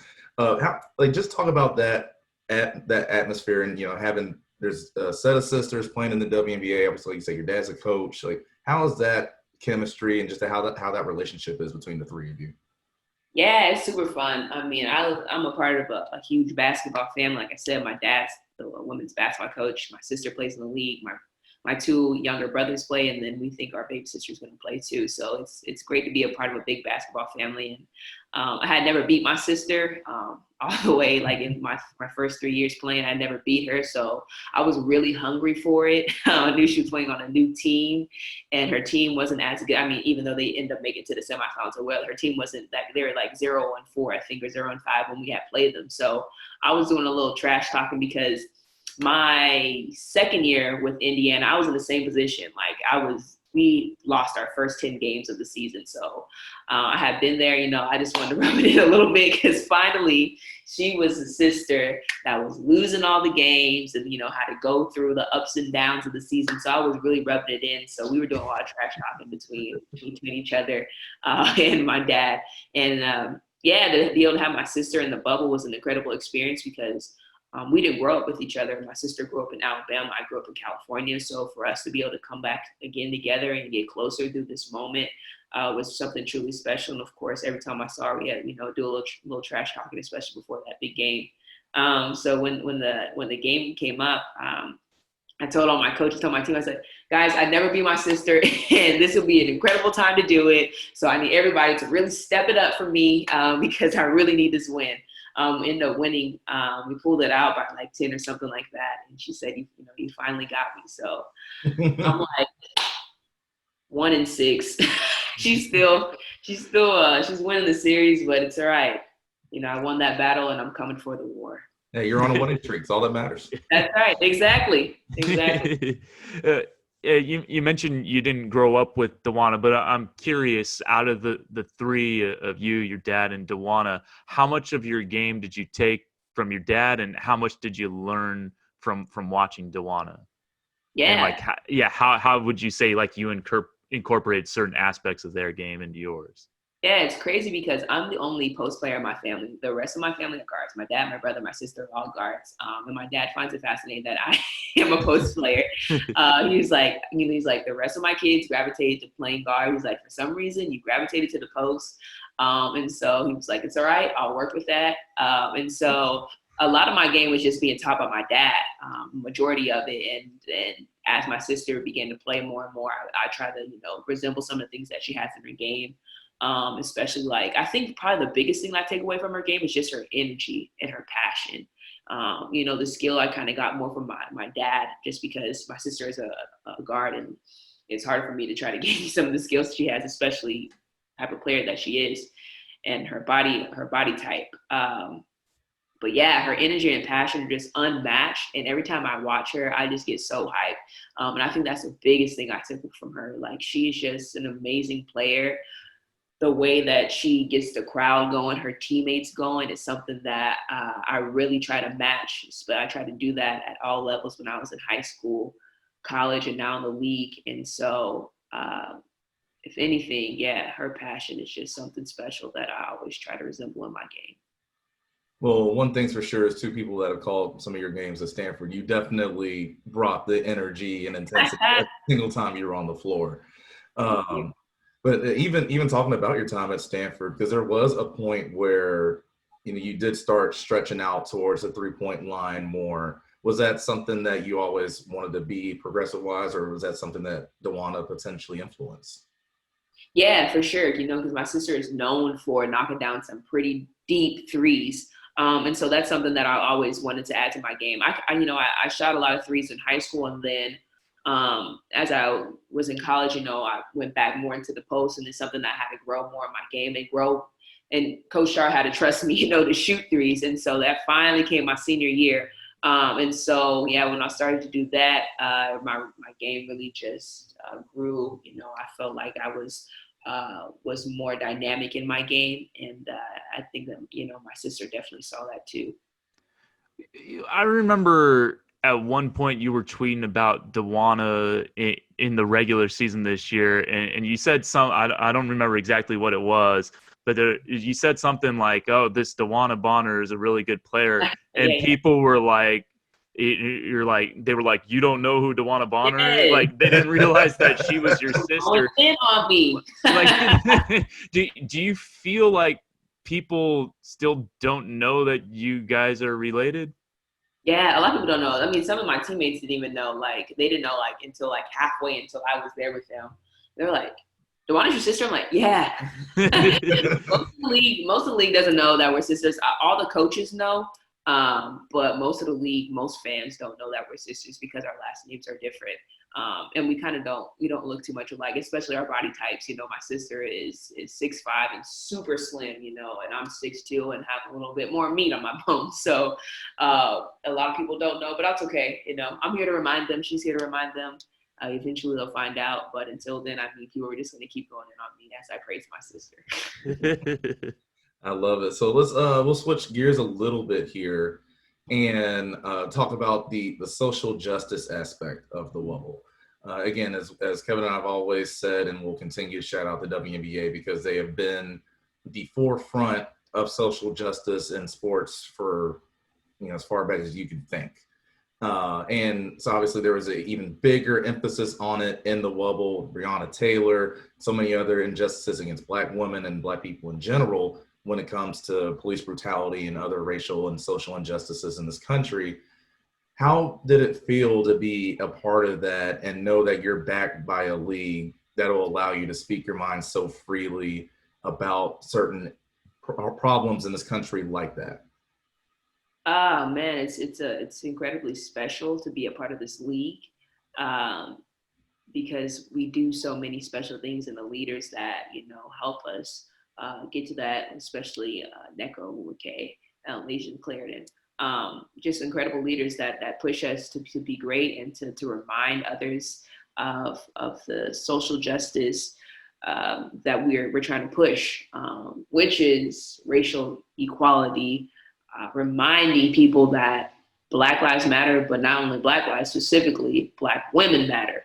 And I think many people did not recognize that before that we really try to push our message. And I think when we had dedicated our season to Breonna Taylor, a lot of people began to really become quote unquote woke, with the matters that we were dealing with. And so to be a part of it is just really special. I remember when we had decided to sit out that game because the shooting of Jacob Blake, and to be a part of that. And we were all four teams. It was Atlanta, LA. We were playing LA, Minnesota, us, and Washington. And all four teams were on the court together trying to discuss what we want to do, if we were going to sit out, if we want to do something else to try to show solidarity with the NBA. And I remember it was just a crazy moment for us to all be able to come together and say, hey, we want to sit out this game in order to show solidarity and to show that, Black Lives Matter is something truly special and truly incredible. And then later on that night, that's when the whole league, all 144 players got together, and we had a whole social reform meeting, and that was something incredible, because when do you ever get that? When all players of the league come together to discuss issues like this, it's something truly incredible and truly important. And I'm so proud of this league and proud to be a part of it. There are a couple names you mentioned there, NECA and Laisha Clarendon, of course, a couple of Bay Area college basketball players. You played with NECA's sister for 1 year, if I'm doing my math right, played with Chene for 1 year. So I was just curious, like, especially with NECA, what's it like to have that Stanford connection with her, and here's someone who is one of the leaders. I mean, obviously the president of the Players Association, but who has just done so much for the WNBA on, pay issues and social justice. What's it like to have her as someone that's in your corner, if you will? Yeah, for me, I'd say great pride in just knowing that I know NECA and that she went to Stanford and did incredible things at Stanford. And now for her to be able to move on and be the Players Association president is something truly incredible. And knowing that I know her and knowing that I can come to her at any time if I have any worry or need or want to speak about something. She's just super personable and just someone you can come to at any time. And man, it's just, I know Coach Shara and all the staff and all her teammates are super proud of her. I'm proud of her. I didn't even play with NECA. It's just that Stanford's, sister bond that we have, just everyone that played there. And so for me to be able to know her and know all the incredible things that she's doing, not only for basketball, but for people in general, is something truly special. And she's an incredible person.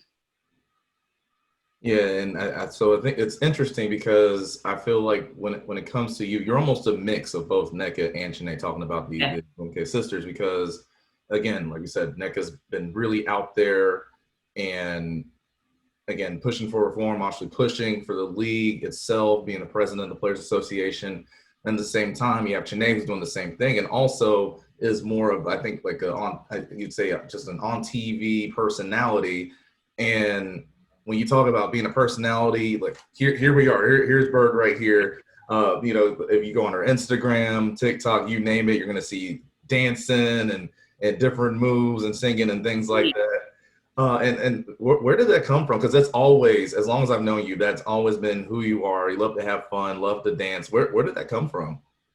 I've always been like this. I've always loved to sing and dance and entertain others. I think that's what I always have labeled myself an entertainer since I was young. We used to have a little family band it was with my brother and my cousin. We called each other Jesus Stars. And we used to put on little concerts for the family and stuff. And then from there, like, I've always like been that person who would like get in the circle at the parties and do a dance. Like, I love entertaining others and making people laugh or smile, whatever that be. And so that's just always been a part of who I am, my personality. And I think it translates to my game. That's why I play so energetically and loving to get the crowd into the game, because ultimately, basketball is, an entertaining sport. It's entertainment. This is what I do. Basketball player, but I also love to put the emotion into it and to make people really enjoy what I do. And I think that's why I love dancing. I love singing, and I'm going to do whatever I need to do to make people put a smile on their face. Yeah, I really enjoyed those quarantine videos. You're doing like a different dance a day for a couple of weeks. I was curious, how tough was it to get old Greg out there and do a dance off with you? Oh, that's easy, because he knows, because my dad is part of the person that really, if any family member loves to sing and dance as much as me, it's my dad. He's probably not as vocal as I am. I can't sing nor dance as much as or as good as me, but he's always out there with me. So when I asked him that if he could do a dance battle, he was all for it. And I was not pleasantly surprised. I was a little upset that people had voted for him rather than me. They said his moves were a little bit crisper, but like me, he loves to be goofy and to put on a show. So he had no problem with dancing with me. If you had to rank the best dancers, what's your top 3, top 4 in the family? How does it rank? Okay, me obviously 1. 2, I'll go my dad. Um, Ooh, I don't come. You know, my family's really dance is crazy. Like I'm the only really one. Me and my dad are the only ones that like to dance. I'll do my brother Sean, my stepbrother Sean. Surprisingly, he's really quiet, but he can do some mean Michael Jackson moves on the Wii. He's pretty good at it. And then number four, I guess I'll do my brother. He does dance. My brother Justin, he does dance sometimes, but he's low on the list. He has improved though. He has improved since he's been younger. I know this is a little off topic now, but I was curious as we were having this conversation. We were talking about all the great players on the Minnesota Lynx, and I was curious as a post player, what was it like working with Rebecca Brunson, who was the all-time leading rebounder until Sylvia broke her record this year? I mean, that must be a great kind of coach to have as a post player to lean on for guidance. Yeah, BB, that's what we call her. BB was great, super encouraging, just super knowledgeable about the game, of course, because she's one of the greats. So for me to be able to work under her I was a little bit in awe with her and Lynette Pearson, who both have played the game, and so I just tried to just gain as much knowledge as I could for them, to try to just soak it all in. Like I said, the Lynx organization is really big on detail, and so just really me trying to pay attention to what they're trying to say, really just slow myself down. That's probably my Achilles heel of my game, is that I play too fast sometimes. And so for her, she just like, hey, when you get in the game, slow down, do what you need to do, get boards, block shots, have energy. And so for me to be able to hear that from, a vet like her, was truly important for me. And something that I always try to remind myself of my game, especially this season, coming from her and from that Pearson. And even Seal told me that too. So yeah. So to be able to get all the same advice, it's all like cohesive advice was really good for me to hear. And so with that, it seems like you've been around a lot of really good leaders with your time in the Lynx. And obviously when you talk about the Minnesota Lynx, it's easy to talk about one player that hasn't been there for a few years, talking about Maya Moore. And I think it was a few years ago where Time Magazine, she was included in like the top 100 in 2020. Obviously, she's taken time off to focus on social justice reform. Was there any, or do you know if there's been like continuous contact with Maya, even though she's been away from the team? And if so, have you had any chance to talk to her? Unfortunately, no. Maya's a very private person. I haven't been able to communicate with her, but I'm sure Sil and Coach Reeve have been in communication, especially since she had a huge life milestone, getting married. Mm-hmm. So I know she's been in communication with them.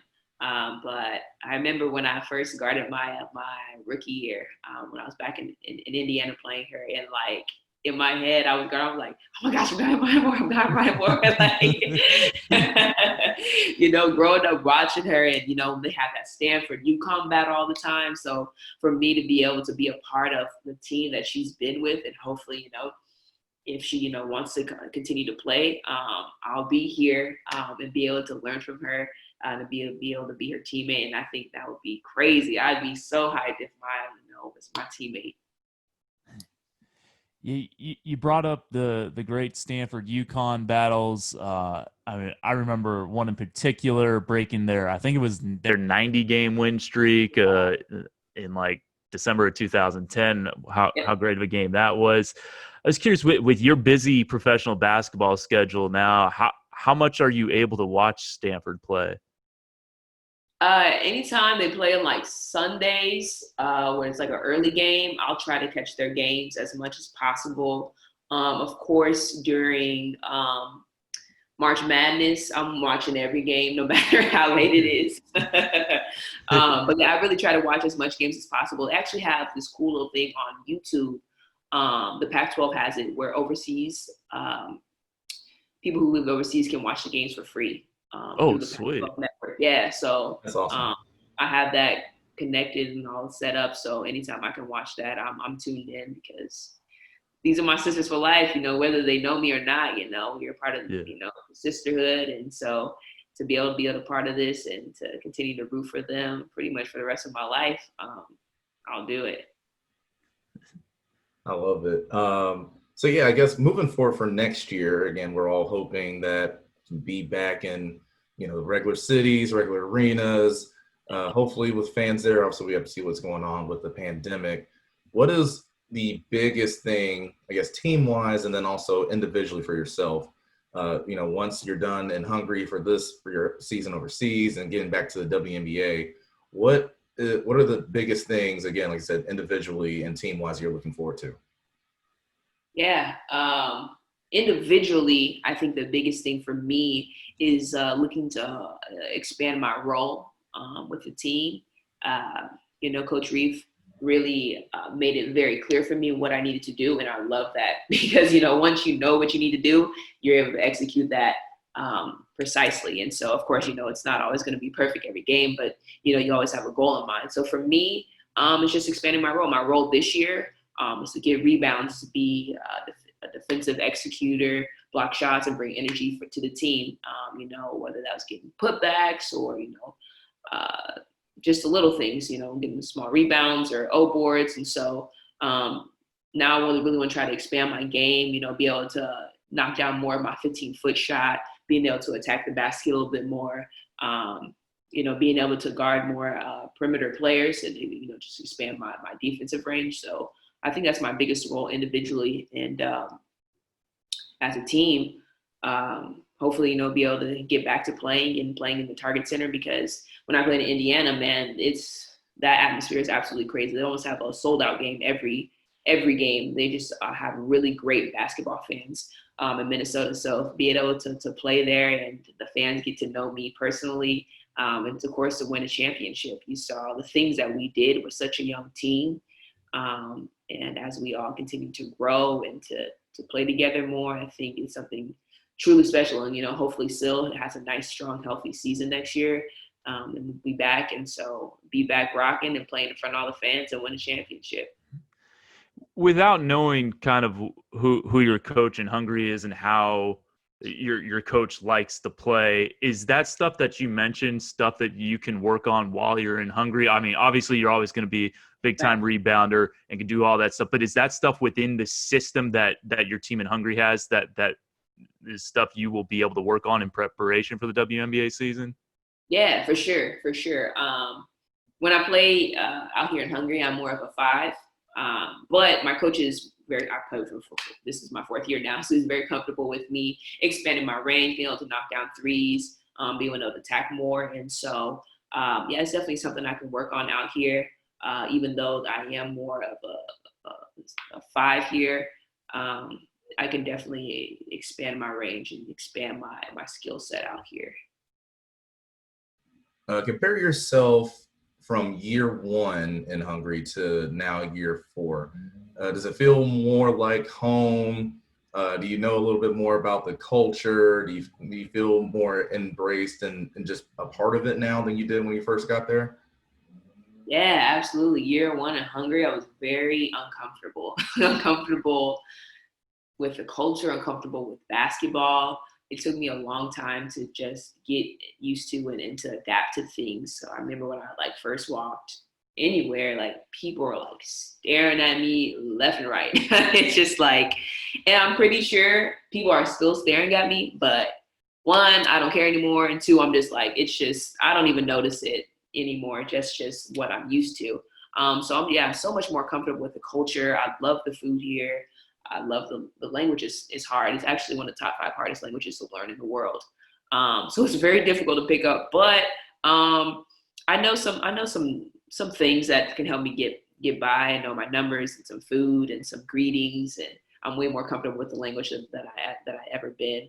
And with basketball, man, when I step on the floor, it just feels like home. It feels like when I played at Stanford my senior year, how it's just this is what I do. The fans are like family to me. Even when I walk down the street, like I said, my first time I was felt so uncomfortable. Everyone's staring at me. When I walk down the street, people honking at me, saying hi. So it's a different vibe that I get. And when I walked on the floor, I actually just played my first game yesterday. When I walked on the floor for the first time, man, I just was greeted with cheers and with love. And so it's home now, and it feels like home. And I'm super grateful to be able to be here for 4 years. That's something that's really rare in the overseas world for a player to be able to play with the same team for 4 years consistently on 1-year contracts is wild. But it's a blessing, and I'm glad to be here. A two-part question for you. Since you're on 1-year contracts, do you have to live in a different space each of the separate years, or are you able to kind of have the same room or apartment setup Yeah. that you've had from year to year? And Yeah, then, yeah. okay. Okay, Nice. no, go ahead. Sorry. Yeah. I have the same apartment. I've been having the same apartment for the past 3 years. I do get a new car each year, though. Okay. Just we have to turn them in. Can only put so much mileage on them, so new cars are given to us each year. But yeah, I'm in the same place. I actually have a teammate that lives under me now, which is pretty cool. I was only one person living in my apartment last year, and then I have a Hungarian mama and papa. They don't speak a lick of English, but they love me to death. They love me like their daughter. And they come over like probably once every 2 weeks, and they come bring me food. Nice. They cook for me. They'll bring me like fruits and all different types of stuff and a little present. And they actually helped clean up my apartment before I came and set it up and put curtains in and gave me all different types of gifts. And so, yeah, this is every time I come back is, it's like, huge warm embrace. And then second, what are some things you like to do outside of basketball in Hungary? Have you kind of found like hobbies that are kind of native to you, just like stuff you would only do in Hungary? Yeah, I do a lot of walking out here actually, like especially on off days. I mean, I love the views here. I live in a very small town, so I can walk anywhere, in a matter of 15, 20 minutes. So I do a lot of walking here, and just helps me relax me. And that's when I really started to get into podcasts when I came overseas, because I just have so much downtime and just stuff, a lot of quiet time, I don't have Wi-Fi outside of my apartment. So I use a lot of podcasts, to keep me busy and to engage me as I do my walking. And so that's something that I never do at home. I drive everywhere. I never really have that quiet time, and so I use this quiet time to listen to podcasts, do a lot more reading, do a lot more reading of the Bible. I just feel a lot more connected spiritually here than I ever do when I'm back home in the States. So this is I guess my last question for you. One of the things that we've talked about on here a good bit is obviously the success of the WNBA in the Wubble. The finals viewer rating percentages were up, unlike a lot of other sports that have been going on during the pandemic. And so we've been talking about how we want to see the WNBA expand even more. And part of that, obviously, there are a lot of good players who play overseas that are, they're not one of those 144 players. And, so there's definitely a lot of talent out there for it. And there's definitely a lot of areas and cities that would be a good spot for a team. And I think for the most part, everyone always says the Bay Area. The Bay Area definitely needs a team. Yes. What is another place that you think you would like to see the WNBA expand to? Oof, okay, outside the Bay Area, because I think the Bay Area just would be a perfect place for a team out there. A couple of places I can name. Tennessee would be great. It's just a women's basketball country there, a lot of grassroots. Because you saw that in Connecticut. Connecticut has a team, and a lot of the UConn fans go to the Connecticut Sun games, and I think that would be great to be able to have a team in Tennessee. Miami, I think bring back the Miami Soul would be super dope. I think Florida is it's a super cool state, and of course the weather is just amazing to be able to. I would just love to be there, just to be able to just travel, go there. That would be great. Let me think of one more. Let's think. I'm gonna do another West Coast one just because I love the West Coast. Dang, we already have one in Vegas. Vegas is perfect, and you see that the numbers are great in Vegas. Mm-hmm. I'll just go with Charlotte. I know it's on the West Coast, but I know a lot of people want to bring the steam back. Yeah, I think the Sting back. Bring the Yeah, Sting. that'd be cool. We don't have any more in Texas. In Texas, it's always just a huge state, so bringing one back to Texas, whether that be, we have one in Dallas, but I think there's another one. Texas is so big, so if we're gonna have two in California, I think there should be two in Texas. So, They bring back the Comets. yeah, bring back the Houston. It's incredible because they were the dominating team. They have 4 championships. Right. They're one of the dynasties, and so for them to be gone is wild to me that they're gone. So yeah, I think they should definitely bring back the Houston Comets. That'd be dope. How many, I guess, ideally, how many teams would you like to see maybe in the next 5 years in the WNBA? And then long term, what do you think would be the ideal number for WNBA teams? Yeah. Short term, I think if we can get another 2 teams, I think that's ideal. If we can get 14 teams. In long term, I think 20 teams would be great to have 20 teams.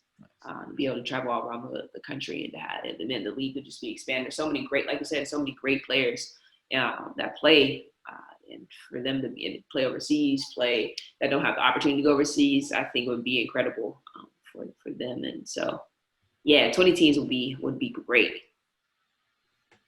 All right, you heard it here. We're trying to get the 20 teams in the WNBA. Like we said, there's definitely more than enough talent to make it happen. So let's see if we can keep expanding. Erica, aka Bird, thanks so much again for joining us. We appreciate you coming on. And again, everyone, look out for TikToks, Instagram posts, you name it, because again, Bird is definitely quite the entertainer. Yes, stay tuned. Follow me on Instagram at birdstheword_24, Twitter at Erica McCall24, TikTok, and you just find me at Erica McCall. So stay tuned. Awesome. Thanks, Erica. Go Roadrunners and RIP Bakersfield Jam. Yes. The classic jam, yeah.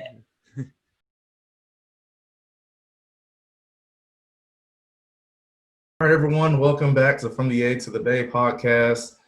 Kevin, I feel like this is probably the most fun episode we've had, I think, just off the standpoint of, again, you finish up the Wubble. We have 3 guests with 3 different perspectives. This was a lot of fun. This was awesome. I mean, being able to talk to not only a couple of former Stanford stars in Atlanta and Erica, but also getting kind of the social media perspective of things in a league that has done a great job on the social media front in Marina. It was really fun to get to hear that aspect as well. So, yeah, no, this was awesome. 3 guests in one show. We're breaking our own records here, Waddy. I know. Do we go for 4? Yeah, if we go for 4, we might have like a 4-hour podcast or something. Oh, good. I wouldn't be opposed to, but I mean, I feel like we get to talk sports for 4 hours. I mean, I do that anyway. Yeah. But again, so obviously we'll have the social media information. You've seen it for Atlanta, for Marina, and for Erica. Make sure you check out everything that they're doing. And an awesome job by all 3 of those ladies in their respective areas. So yeah, moving forward, again, so as Kevin and I, we talked about last night, the Braves played and we talked about Erica for a bit. So that's why this shirt's on today. I had to change shirts. It wasn't a pretty day for the hoodie yesterday. So we're getting back to the mix it up theme. Hopefully we can mix some things up today and take a 3-1 lead. Yeah, well, like I was telling you off the air, Waddy, I woke up to a tweet from ESPN Stats and Info because Clayton Kershaw is starting today in Game 4, and I'm bringing up the tweet right now. Kershaw, in the regular season, 11 starts against the Braves in his career, 5-0 with a 1.78 ERA. 3 starts against the Braves in the postseason, 2-0 with a 0.43 ERA. You'd like to think that eventually he would give up some runs to the Braves, and hopefully that would be Game 4. But his postseason start in against I believe the Padres. I think it was the Padres where he had like a 7 or 8 inning like scoreless outing this year. And usually, like in the years past, the knock on him has been, well, he's very good in the postseason through 6 innings or something like that. But he'll put up a major crooked number in like the 7th or 8th. So, from a Braves perspective, hopefully old Clayton Kershaw pops out today. But He has been pretty dominant against the Bravos. Yeah, and I think also with that, you look at the course of what the Braves have done this season. So here's an interesting stat. Uh, in July, they played the Rays, and they gave up 14 runs and a loss to the Rays, and they went on to win 5 of their next 6 games. Also, they lost to the Orioles, I believe, this year, 14-1 as well, and they won 6 of their next 8.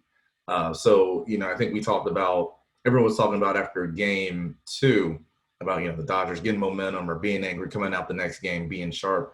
Well, the Braves have been doing the same thing as well during the course of their season.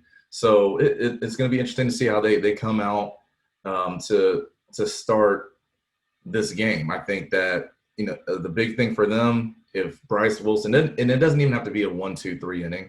I think if you can just get out the first inning with no runs and let that collective air just everyone take a deep breath, like, all right, here we go. We're good. Have a chance to maybe take the lead early on. I think that's going to be huge.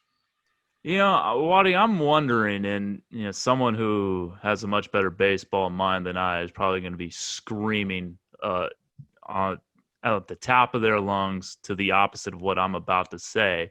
But since the Braves have had so much success when scoring first and seeing how the Dodgers ended the game in the top of the first yesterday, I'm wondering, since there is no home field advantage, if it's beneficial to bat first in these series. No, I think it's a fair point because, again, there's that chance of you get up right away. And not even the fact that you get up right away, it's like you mentioned, since you're in a neutral site and fans are back, it can still kind of feel like a home game, even if you're the road team and you get whatever fans you have there or, get involved and cheering for you early on. I mean, even these first 3 games, we've heard the tomahawk chop, which is, that's a conversation for another day. But again, because remember those first 2 games, the Braves were technically the road team. But you're hearing all the cheers and chants going for them.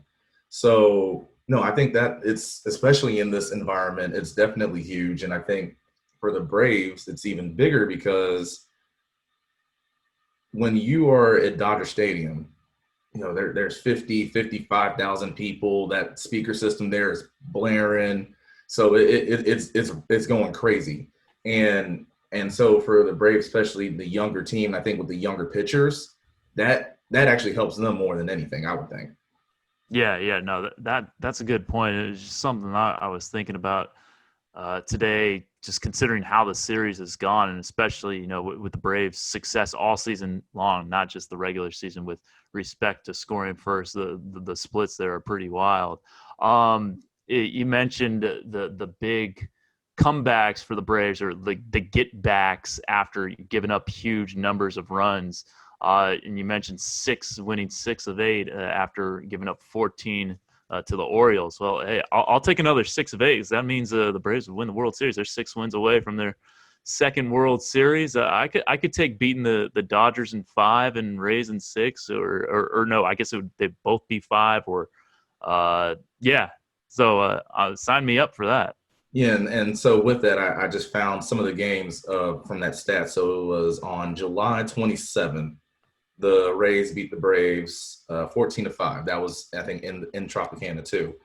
So the Braves then lost that next game. Then they won the next 2 against the Rays, and then won against the Mets and Blue Jays, I believe. Those were the other ones after. So you took 2 from the Rays, who are looking like they're going to be in the World Series right now, and not going to for them. I don't want to jinx you guys.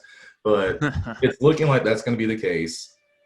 And I think for the Braves, that's one of the things where, again, it's if they do make it, and the Rays have looked absolutely dominant during this postseason, but it's one of the things that, all right, we played these guys before and we've beaten them. We know we can play with them. And I think that in this situation with, again, such a young and relatively inexperienced playoff team like the Braves are, having that sense of confidence is more than anything.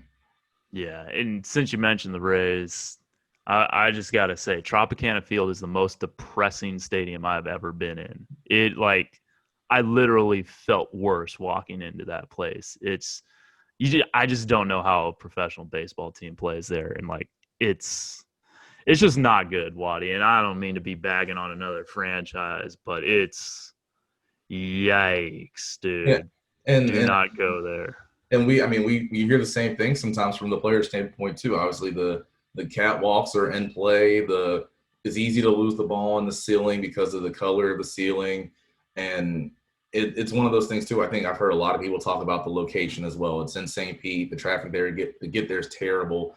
So here's a hoping that the Rays can stay in the Tampa Bay area, but let's get them moved somewhere, get a better stadium, and because I think that you look at a team that consistently over the last almost decade and a half now, going back to their World Series appearance, they always find a way that when they're good, they do so much with so little. Yeah. So let's find I think as an organization, they deserve to have something a little better. I think they deserve that. Definitely. Yeah, I'm not saying move out of that area. I'm saying build a ballpark, like at least retractable roof or something like that. I mean, that just I don't like at the time. I'm not even sure Tropicana Field was all that new back when they moved in like '96 or '97, whenever it was. Because like when I was in that, I went there like 2018. Yeah, and it's like it just like I felt like I could see some dirt on like the white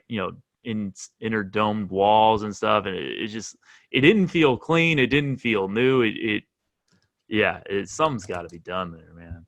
Yeah, so the Rays, if I have this correct, the Rays moved in 1998, as you mentioned, but Tropicana has been there since 1990. Okay, yeah. So, I mean, yeah, I guess that's newish at the time. It was 8 years old, but now it's 30 years old, and when it was 28, it felt like it was 48. Yeah, well, we all know if they were in Atlanta, that would have been considered old by now. So, switching gears a little bit here, this is new today. As you guys know, I'm a big Falcons fan. Looks like they had to shut down the facility this morning because of positive COVID test results. This is something that we've seen a bit now in the NFL, but obviously college football's had their big issues with it, especially the SEC as of late. I believe they have 2 games postponed this weekend, I believe. And then there's the question of, I think Alabama is going to be able to play against Georgia. I think that's a huge matchup in Tuscaloosa this weekend. They're not stopping that game if 50 players get the coronavirus, Waddy. They're not stopping that for anything. Well, the thing is with that game, I guess even if 50 players have it, there's still, 105 or 4 stars that are still they're ready to go. But, it's just been interesting because one of the big cases, and, we've been talking about this lately, was with the University of Florida. And they had their breakout. And the timing could not be any worse. I guess I'll put it that way. There were the comments coming from head coach Dan Mullen saying that, since Governor DeSantis, hopefully they'll work with us, we can have a full open stadium. We want 90,000 people here next weekend for, I believe it was supposed to be their LSU game. And now all of a sudden, you're calling for 90,000 people in a stadium and then boom, your team can't play. It's unreal how, like, I'm not even going to say tone deaf. Like, I don't take offense to the comment. I just think it's incredibly stupid. Like, you talk about being all these college football coaches, basketball coaches, any college coach, they talk about on the men's side being a leader of young men, right? And it's not just about football. Well, how is this anything besides being only about football, right? How can you expect your players to take a deadly virus and a pandemic seriously when you're just brazenly talking about having 90,000 fans at your game?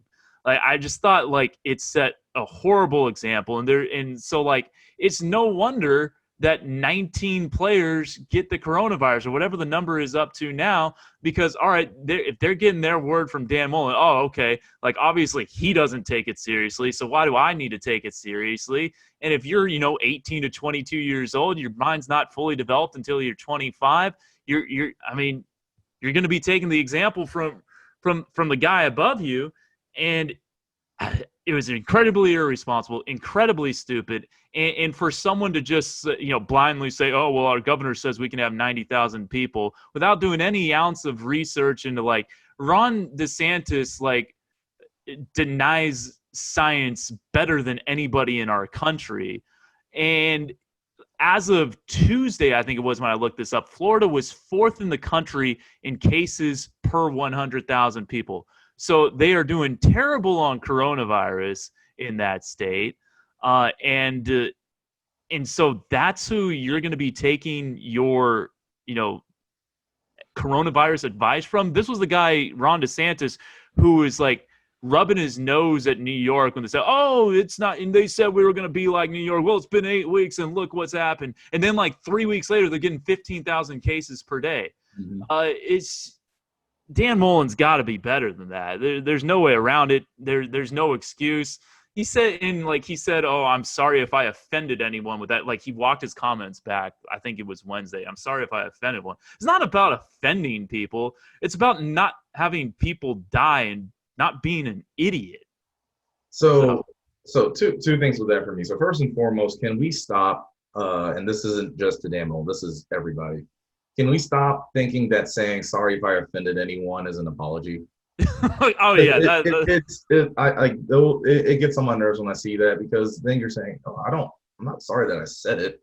Yeah. I'm sorry that I said it and someone might have gotten their feelings hurt or whatever. So no, you're not really sorry. Yeah. I'm sorry. Like, I guess because in the social media world, everything is public. So, I've seen so many people say something and then it's just, oh yeah, sorry if I offended anyone. Yeah. And where it's just like, like sometimes for me, and at the end of the day, people can still be wrong and I can respect them still. For a standpoint of, I think it's like, all right, if you really didn't think you did anything wrong and you stand by it, like I might still think you're wrong, but it's like, at least you're, whatever enough to be on it. Instead of taking, again, like the cop out of, oh yeah, sorry if I offended anyone. No, you're not. But anyway, so back to Dan Mullen though, and I told you this too. The interesting thing for me, so usually on a given game day in College Station, you're going to have, I think, 103, 104, somewhere in that area, 1,000 people in Kyle Field. And I don't know what the exact numbers were. I guess it'd be around maybe 30, 35,000 max that was at the game on last Saturday against Florida. And when I hear a coach with, again, 20, 25% capacity saying that's the reason that you lost or that made the difference,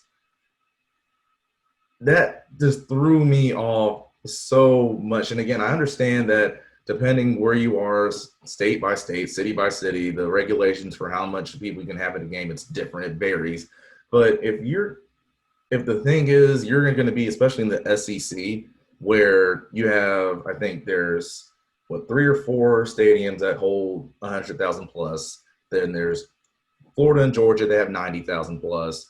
So when it comes to the actual, more of a normal situation, what are you going to do with 90,000, 100,000 people, and you're telling me that 30, 35,000 people is messing you over?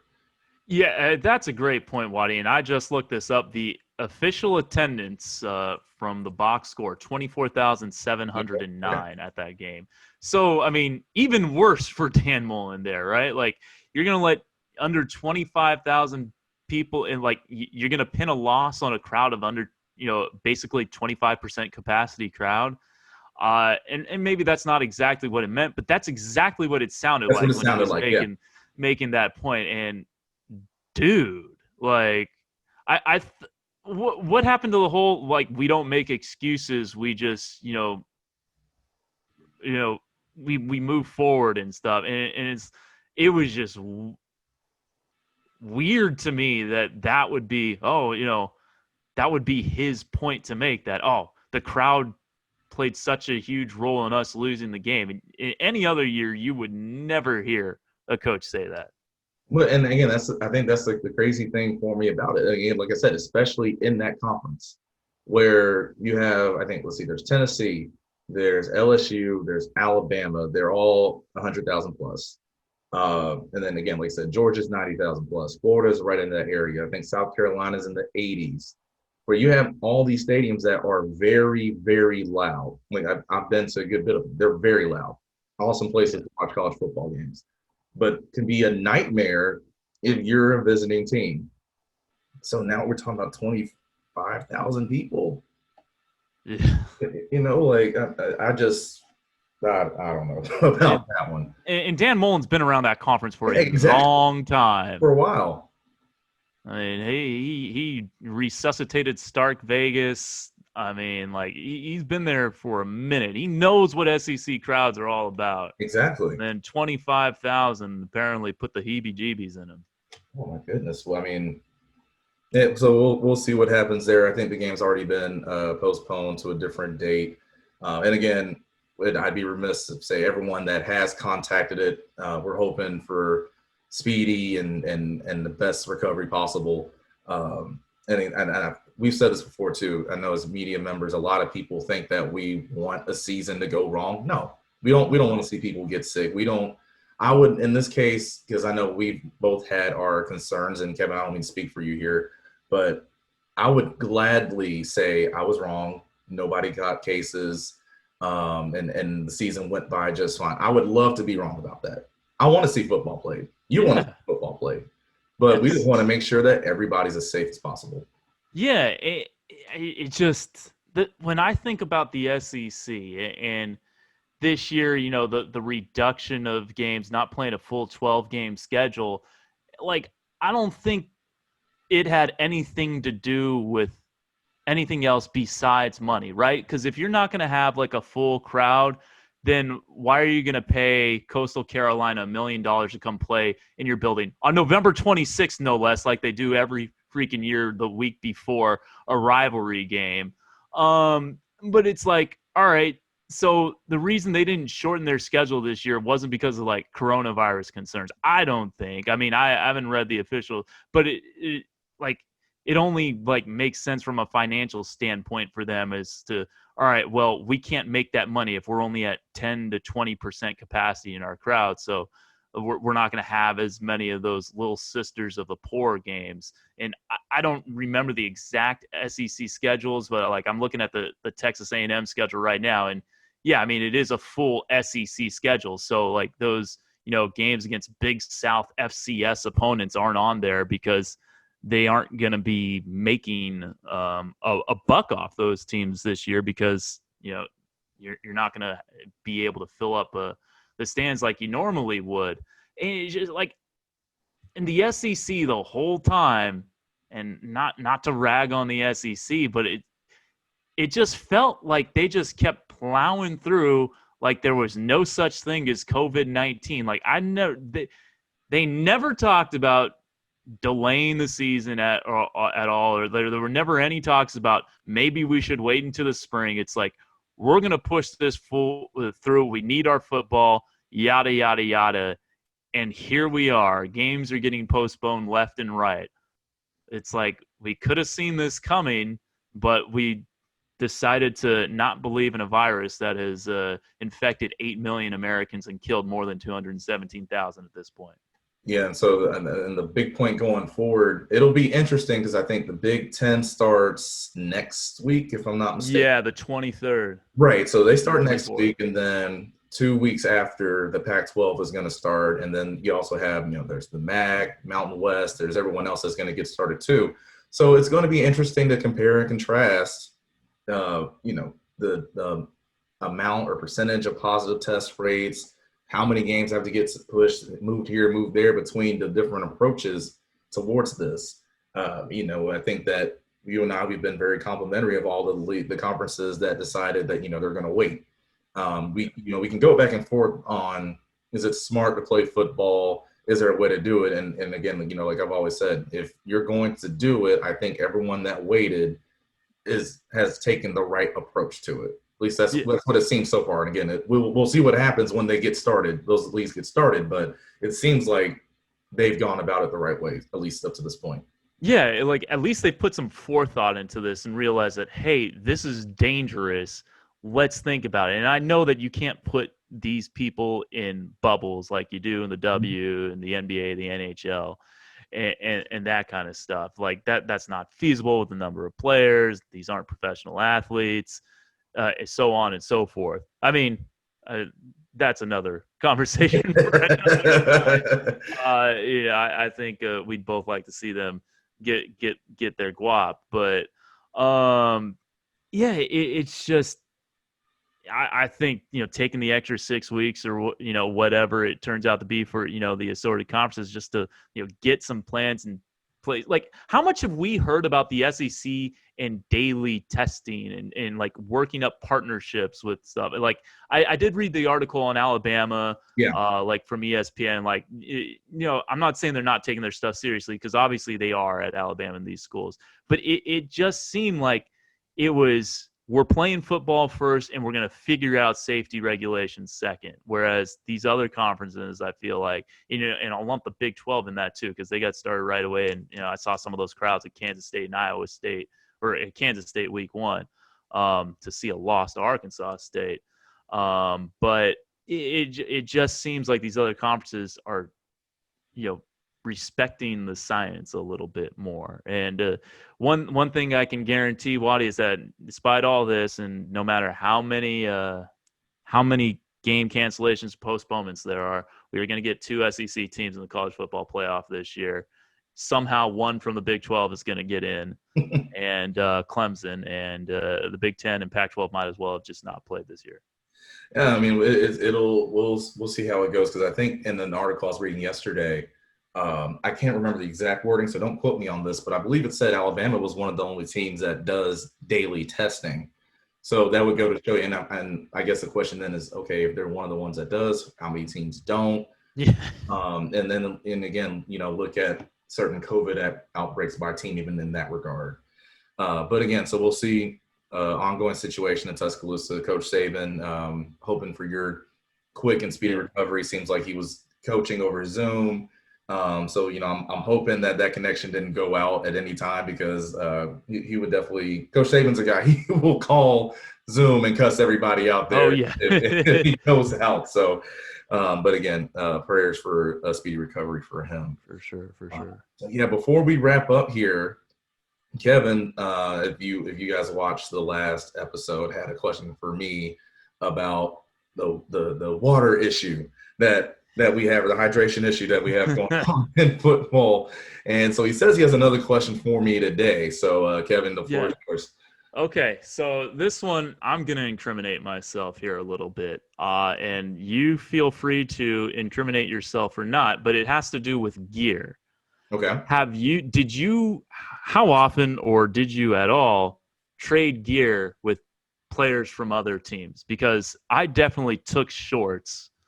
Game shorts from we had tons of extra shorts, and maybe I shouldn't be saying this, but it's 12 years later. I don't think you can charge me for it now, but I would, Arizona, I have a pair of Arizona game shorts. I have a pair of Oregon State game shorts. I will get into the Oregon State story in just a little bit, but I'm just curious, how much jersey swapping or,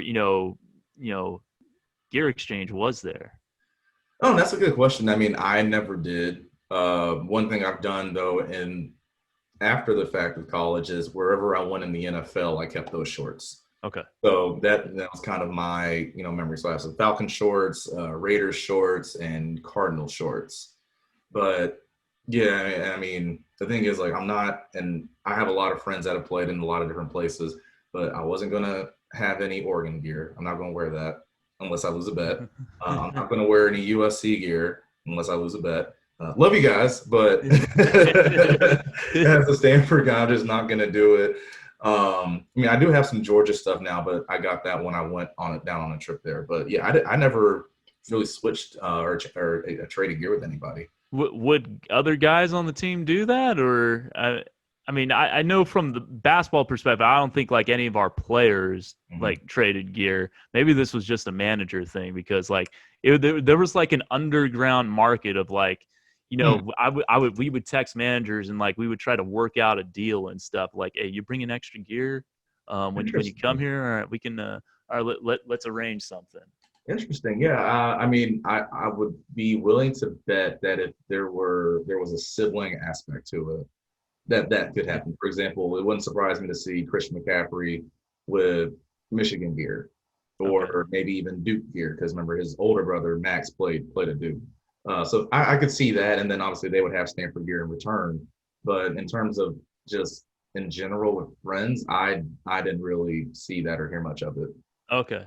And interesting. So yeah, that doesn't I guess the rivalries are a little bit stronger in football than they are in basketball.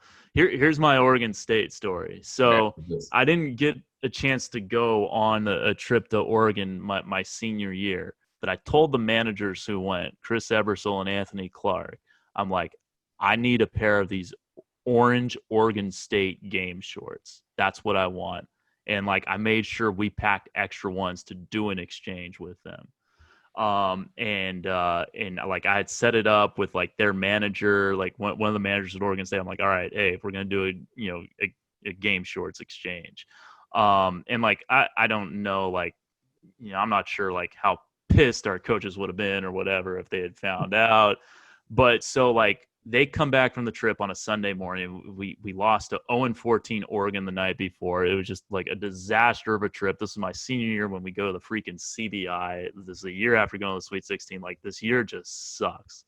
And so, they're unpacking. I come and meet them at Maples, and I'm like, all right, you guys got the gear? And they're like, yeah, all right, cool. So I thought it was just us managers there. So, I grab my game shorts and I see like our boss coming down, like down the kind of know like the tunnel in the back where the locker rooms are for men's and women's basketball. All right, so he's coming down that tunnel, and I'm like, oh damn, all right, I gotta, what do we do here? And like I just shoved like the shorts underneath my shirt, and like I'm standing on like that little ledge like with one leg up to like support the shorts so it doesn't like show underneath my shirt. And like our boss Jeff Lemire is talking to us for like 10 or 15 minutes, and like I just like we all have like these, like one of the managers sitting on his Oregon State shorts, like another one I don't know what, but like we almost got caught red-handed, and I don't know what the punishment would have been if they found out. But yeah, I did that with that's my Oregon State story. And yeah, I have some Arizona shorts, though they gave us old game shorts and we gave them like same year game shorts, so we kind of got duped there. But and then I remember Cal wanted to do an exchange, but like I thought we were getting game shorts and they were giving off practice shorts. And yeah, I called off the deal. But like looking back, I'm like, man, I could use some Cal game shorts right now, or practice shorts. I know they're Cal, but hey, I'd still rock them. You're a better man than I am then in that regard. But no, so now it looks like we need to get someone, and I'll even ask Emily on this. We need to see if there is a black market with managers for game shorts. And I'm gonna ask our friend Emily Van Buskirk to get on that story for us. Oh yeah, definitely. Yeah. Oh, she could definitely get the inside info on that. Like on the football side, I'm very curious to hear this answer, because all right, maybe the players don't do it, but like, if you got access to a guy like Gary Hazlett around the country, or I don't know who the equipment guy anymore is at Stanford, but that was the guy when I was there. Like I was kind of like the Gary Hazlett slash a little John Oswald slash a little Robert Mitchell in me. Robert was my guy, by the way. So like I mean, not that I did any of those jobs to like the level that they did it, but like the job as a manager in basketball is kind of like a little bit of like what those three guys did, maybe a little Perry Archibald mixed in there as well with the Gatorade and stuff. So yeah, like I'm curious, like those guys, like those student equivalents on the college football side, if they're if an Auburn manager's getting some Roll Tide gear, like I don't think so. Yeah, I don't think so, but like I'm saying I would. I got you, but I also feel like if you were at Auburn, if you're in Alabama, then your opinion might differ a little. That's true. Yeah, I mean, you might be in prison for for switching game gear. You might want to be in prison instead of what might actually happen. Yeah, yeah, that's true. All right. So another great story, great question for Kevin. Again, everyone, this is episode 4. We are done. Appreciate everyone tuning in next week. Who knows what we're going to have as a guest? Who knows what we're going to talk about? Who knows what question Kevin's going to have for me? Will I still be happy as a Braves fan? Who knows? Have a good one, everybody. We'll see you next week.